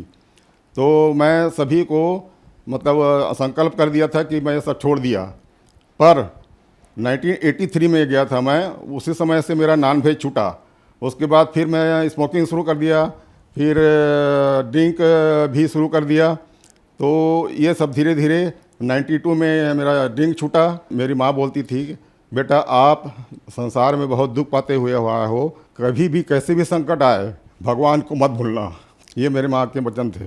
तो फिर संत रामपाल जी महाराज की शरण में आपका आना कैसे हुआ? कैसे आए आप संत रामपाल जी महाराज की शरण में? माँ के इन्हीं शब्दों के कारण मैं शुरू से ही धार्मिक प्रवृत्ति का हूँ। और मैं रिटायर होने के बाद भी मेरा ये था नित्य क्रिया, मतलब कि मैं न्यूज़ सुनता था और धार्मिक चैनल देखता था। तो वहीं देखते देखते देखते देखते एक रोज़ मेरे को साधना टीवी चैनल लग गया। तो मैं उसके प्रवचन सुनना शुरू किया, तो मेरे को बहुत अच्छा लगा। तब से मैं उनको सुनता रहा और उनसे मेरे को बहुत ज्ञान हुआ। और इसके पहले भी मैं जब पढ़ता था तो कबीर के दोहे मेरे को बहुत प्रिय लगते थे, मेरी आत्मा मोहित हो जाती थी। तो बचपन से ही मैं बहुत दुखी रहता था, बहुत तकलीफ झेलता था। तो अब समझ में आया कि मेरे जो भी पक्ष के माता पिता दोनों पक्ष के रिश्तेदार, नज़दीकी रिश्तेदार थे, वो मेरे से जलते थे और वही लोग भूत प्रेत भेज के मुझे परेशान करते थे। तो मैं इतना बीमार रहता था कि मेरे को क्या क्या बीमारी है वो भी समझ नहीं आता था। फिर धीरे धीरे करके जो भी दवाई करता था तो फ़ायदा नहीं करती थी दवाई। और मेरे को हार्ट अटैक 2003 में आया। तो उस समय डॉक्टर बोला कि आपको स्मोकिंग आपके लिए जहर है, इसको छेड़ देने में ही आपकी भलाई है। तो मैं उसको भी छोड़ा। और ऐसा करते करते पहले 2003 में मैं हार्ट प्रॉब्लम से ग्रसित था। वैसे तो अनेक बीमारियां थी, मेरे को खुद समझ नहीं आता था कितनी बीमारी है मेरे में। और क्या बोलते हैं, उसके बाद फिर 2014 में मेरे को अल्सरेटिव कोलाइटिस का प्रॉब्लम हुआ। तो उसका भी कई डॉक्टरों से इलाज कराया, पर अंत में मैं रायपुर में डॉक्टर सोलंकी जो हैं कुलदीप सोलंकी, उनसे इलाज कराया। तो उसी समय मैं परमात्मा के शरण में भी आ चुका था। तो वहीं से मेरे को फ़ायदा होना शुरू हुआ। सर, क्या क्या बीमारियां थी आपको? मेरे को तो वैसे बहुत सारी बीमारियां थी, मेरे को खुद समझ नहीं आता था। पर मेन बीमारी बताता हूं मैं। 2003 में मेरे को हार्ट अटैक आया। तो उसमें चेक किए तो डॉक्टर लोग बताया कि आपका ब्लॉकेज बहुत ज़्यादा है, 40% से 90%, 99% तक के। तो मैं डर गया। फिर भगवान, ये सुना था कि ऑपरेशन होता है करके, तो मैं भगवान से मनाया कि मेरा ऑपरेशन ना हो और मेरा ठीक हो जाऊं। तो उन लोगों ने, डॉक्टर पैनल ने बताया कि आपको ऑपरेशन नहीं करवाना है, आपको ज़िंदगी भर दवाई खाते रहना है। और मैं ज़िंदगी भर दवाई खाते रहा। पर मेरे को असर जो दूसरी बीमारी जो है 2014 में हुआ, तो वो अल्सरेटिव कोलाइटिस बोलते हैं, उसमें भी बहुत परेशान था मैं। मेरे को बार बार दस्त आता था, कमर से उठ भी नहीं पाता था, फिर लग जाता था। तो वो डॉक्टर बोला कि आपको आपकी अतड़ी बाहर आ जाएगी, आप दवाई नहीं खाओगे, परहेज नहीं करोगे तो आपकी अतड़ी बाहर आ जाएगी और आप बहुत परेशानी में पड़ जाओगे। तो फिर उस डॉक्टर को मैं किया और फिर उसको मैं पता चला कि मैं सुपर स्पेशलिस्ट डॉक्टर सोलंकी हैं, डॉक्टर कुलदीप सोलंकी, रायपुर। तो वहाँ गया। तो वहाँ से उन्होंने जो भी किया वो मेरा फ़ायदा होना शुरू हुआ। उस समय मैं परमात्मा सतगुरु रामपाल जी महाराज के शरण में आ चुका था। तब से मुझे सब फायदा करने लगा और मैं अब पहले से बेहतर हूँ। और मेरे में सांसारिक जो बुराइयाँ थी सब वो भी ख़त्म हो गई। जो भी मैं बताया पहले, जो भी नशा करता था, ये करता था, नॉन वेज खाता था, सब छूट गया मेरे से। सर, ये आपके हाथ में क्या है? ये मेरा जो अल्सरेटिव कोलाइटिस था, रायपुर में जो मेरा ट्रीटमेंट मिला, उसका रिपोर्ट है ये। सर, जैसे कि आपने बताया कि आपको अल्सरेटिव कोलाइटिस नाम की बीमारी थी और भी काफी बीमारियां थी आपको, तो क्या संत रामपाल जी महाराज से नाम दीक्षा लेने के बाद आपकी ये बीमारियां ठीक हुई? हाँ सर, मैं 24 जनवरी को नाम दीक्षा लिया सदगुरु रामपाल जी महाराज से, और 29 जनवरी को मैं उनके पास गया, डॉक्टर सोलंकी के पास, रायपुर वाले के पास। तो उन्होंने मेरा कोलोनोस्कोपी किया, तो कोलोनोस्कोपी से पता चला कि आपका बहुत सीवियर हो गई बीमारी और फैलते जा रही है। तो मैं उनको ये भी बताया कि सर मेरे को ऊपर भी प्रॉब्लम होता है। तो उन्होंने एंडोस्कोपी किया मेरे गले का, और गले में पता चला उनको कि आपका वो जो बीमारी है फैलते फैलते ऊपर तक आ गई है, और आपके सूजन भी हो गए हैं भोजन नली में, और संकुचित हो गया, इसलिए आपको खाने पीने में भी तकलीफ होती है। तो उन्होंने उसको भी ठीक किया। फिर मेरे को ये जो चमत्कार जो लगता है मेरे परमात्मा सदगुरु रामपाल जी महाराज का ही लगता है, क्योंकि उसके पहले मैं बहुत परेशान रहता था, उनके कारण ही मैं ठीक हो पाया। मैं इतना भावुक हूँ कि मैं बोल नहीं पा रहा हूँ। मैं उनको उपकार कैसे भूलूँ, मेरे सदगुरु परमात्मा रामपाल जी महाराज का। तो उसके बाद ये कोलोनोस्कोपी से ये पता चला। फिर ऊपर का प्रॉब्लम के लिए उन्होंने बोला कि आपका एंडोस्कोपी करना पड़ेगा। तो इधर गले का, छाती का एंडोस्कोपी किए उन्होंने, तो पता चला कि आपका तो बहुत भयंकर फैल गया बीमारी, और ऊपर भी आपको खाने में तकलीफ होती होगी। उन्होंने बहुत सही पता लगाया। तब ये सब चमत्कार मेरे को परमात्मा का ही लगता है, सदगुरु रामपाल जी का मर लगता है। मैं बीमारियों से इतना परेशान था, हार्ट की बीमारी इतनी सारी खाता था और अल्सरेटिव कोलाइटिस का भी खाता था, तो भी मेरे को फायदा नहीं होता था। फिर मैं परमात्मा से अरदास लगाया, हे परमात्मा आप सब कुछ ठीक करते हो, मेरी भी बीमारी सब दूर कर दो। तब से मेरे को दवाई में भी फायदा लगा और मेरे को बहुत राहत मिली। संत रामपाल जी की दया से मैं स्वस्थ हूँ। पहले बोल भी नहीं पाता था, अब तो बोल भी पाता हूँ। रायपुर गया तो डॉक्टर कोलोनोस्कोपी गया, और वो ये देख के डर गए कि इतना भयंकर मैं लाइफ में अल्सरेटिव कोलाइटिस नहीं देखा हूँ, आपका बहुत सीवियर है। तो वो मेरे को तो ओरली बताया, और मेरे डॉक्टर के पास मेरे साथ मेरा लड़का दिनेश गया था, उसको दिखाया, तो वो भी देख के डर गया। फिर बोले, मैं उनको बोला सर मेरे को ऊपर में ही प्रॉब्लम होता है। तो उन्होंने मेरे गले का भी एंडोस्कोपी किया, तो वो बोले आपकी ये बीमारी ऊपर तक फैल गई है और आपकी संकुचित हो गई है भोजन नली, इसके कारण आपको खाने पीने में परेशानी होती होगी, बोलने में भी परेशानी होती होगी। उनकी बात सही निकली। फिर मैं सतगुरु रामपाल जी महाराज से अरदास किया, प्रार्थना किया, तो उन्होंने मेरे को सब बोलने लायक भी कर दिया, खाने लायक भी कर दिया, और मैं अब पहले से स्वस्थ महसूस करता हूँ। उनके प्रार्थना से ही मेरी बीमारी ठीक हुई। ये मेरा एंडोस्कोपी किए, जो कि उसके खराबी जो है गले की पता चलती है, तो छाती और गला में उनको पता चला, और वो बोले आपकी ये बीमारी फैलते फैलते ऊपर तक आ गई है और आपकी भोजन नली बहुत ज़्यादा संकुचित हो गई है, और ये मेरा एंडोस्कोपी रिपोर्ट है। अब मैं सदगुरु रामपाल जी महाराज की दीक्षा लेने के बाद, नाम दीक्षा लेने के बाद, मैं अब पूर्ण रूप से स्वस्थ महसूस करता हूँ, और मैं सांसारिक कामों में भी कर सकता हूँ। हालांकि मेरे को शिथिलता है, फिर भी पहले मैं इतना निर्बल हो गया था कि कुछ भी चल नहीं सकता था, न बोल नहीं सकता था, न ड्राइव कर सकता था, कुछ नहीं कर सकता था। पर अब उनके संत रामपाल गुरु जी महाराज की कृपा से मेरे को अब सब करने की हिम्मत उन्होंने दी, मन सामर्थ्य उन्होंने दिया है। सर, आप इनकम टैक्स विभाग में एक ऑफिसर के पद से रिटायर हुए हैं, और डॉक्टर्स ने आपको बताया कि जो आपको अल्सरेटिव कोलाइटिस नाम की बीमारी है, ये बहुत ज्यादा हो गई है। तो जो बीमारी डॉक्टर ठीक नहीं कर पा रहे हैं, वो संत रामपाल जी महाराज ठीक कर रहे हैं। आज के वैज्ञानिक युग में लोग कैसे इन बातों पर विश्वास करेंगे? क्या लॉजिक है इसके पीछे? जी, इसके पीछे ये लॉजिक है कि जो भी सांसारिक बीमारी, लाइलाज बीमारी भी, उनके मंत्रों में इतनी शक्ति है, संत रामपाल गुरु जी महाराज के वचनों में इतनी शक्ति है। जो नाम देते हैं, नाम मतलब मूल मंत्र देते हैं जो परमात्मा कबीर जी का, और उसी नामों में इतनी शक्ति है कि वो लाइलाज बीमारियों को भी ठीक कर देती है। सर, जैसा कि आपने बताया कि आप ब्रह्मा कुमारी पंथ में थे, ब्रह्मा कुमारी पंथ वाले भी नाम देते हैं, उनके नाम से तो आपकी बीमारियां ठीक नहीं हुई, लेकिन संत रामपाल जी महाराज से नाम दीक्षा लेने के बाद आपकी सारी बीमारियां ठीक हो गई। क्या कारण है सर?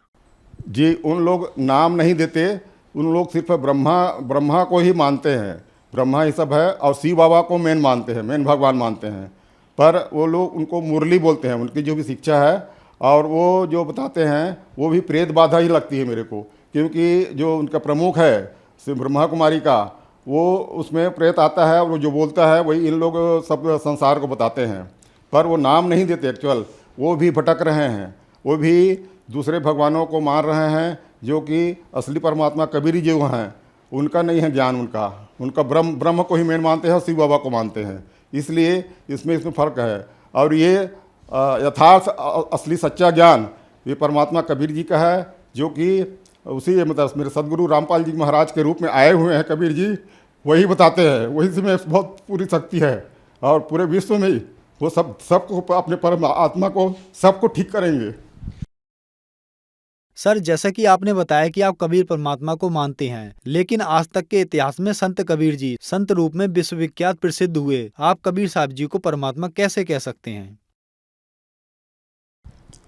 मैं भी संत रामपाल जी महाराज का सत्संग सुन के ही, क्योंकि वो वेदों से, गीता से, जितने भी सदग्रंथों से है वो खोल कर बताते हैं कि ये देखिए यहाँ प्रमाण। और 600 पहले कबीर परमात्मा खुद आए थे और उनकी बातों में भी विश्वास नहीं करते थे, क्योंकि आजकल के पंडित लोग जो नकली गुरु हैं वो सब काल के भेजे हुए हैं और उनका ज्ञान अधूरा ज्ञान है, भ्रमित ज्ञान है, उससे कोई कल्याण नहीं होने वाला है। कल्याण होगा तो सिर्फ संत रामपाल जी महाराज गुरु जी के वचनों से होगा, उनके शरण में जाने से, उनके नाम लेने से ही होगा। उसका और कोई इलाज नहीं है। आपके कहने का मतलब है कि संत रामपाल जी महाराज ने प्रमाणों से सिद्ध किया कि कबीर साहब ही भगवान हैं। तो जो श्रद्धालु आज आपको देख रहे हैं उनको आप क्या कहना चाहेंगे? तो मैं इसी आधार पे मैं परमात्मा का संदेश तो क्या देता हूँ, मैं अपने सदगुरु जी की तरफ से उनका जो संदेश ये बोलते हैं, जो कृपा बरस रही है, वो साक्षात कबीर जी मेरे संत रामपाल जी महाराज के रूप में आए हुए हैं।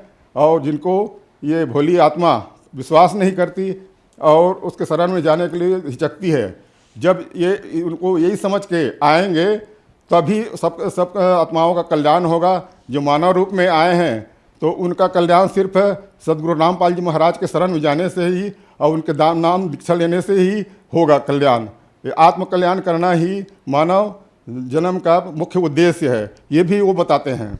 सर, संत रामपाल जी महाराज से नाम दीक्षा कैसे ली जा सकती है? संत रामपाल जी महाराज से नाम दीक्षा, उनका जो सत्संग आता है टीवी पे, उसमें नीचे पट्टी चलती है जिसमें नंबर दिए रहते हैं। उस नंबर पे आप फ़ोन करके आप अपना नाम पता वगैरह दें तो आपको उनका क्या है, जगह जगह हर जगह नामदान केंद्र खुला हुआ है। तो अब तो अभी जितने भी नाम लेना चाहते हैं गुरुजी रामपाल जी महाराज से ले सकते हैं और अपना आत्म कल्याण कर सकते हैं। धन्यवाद सर। Thank you sir.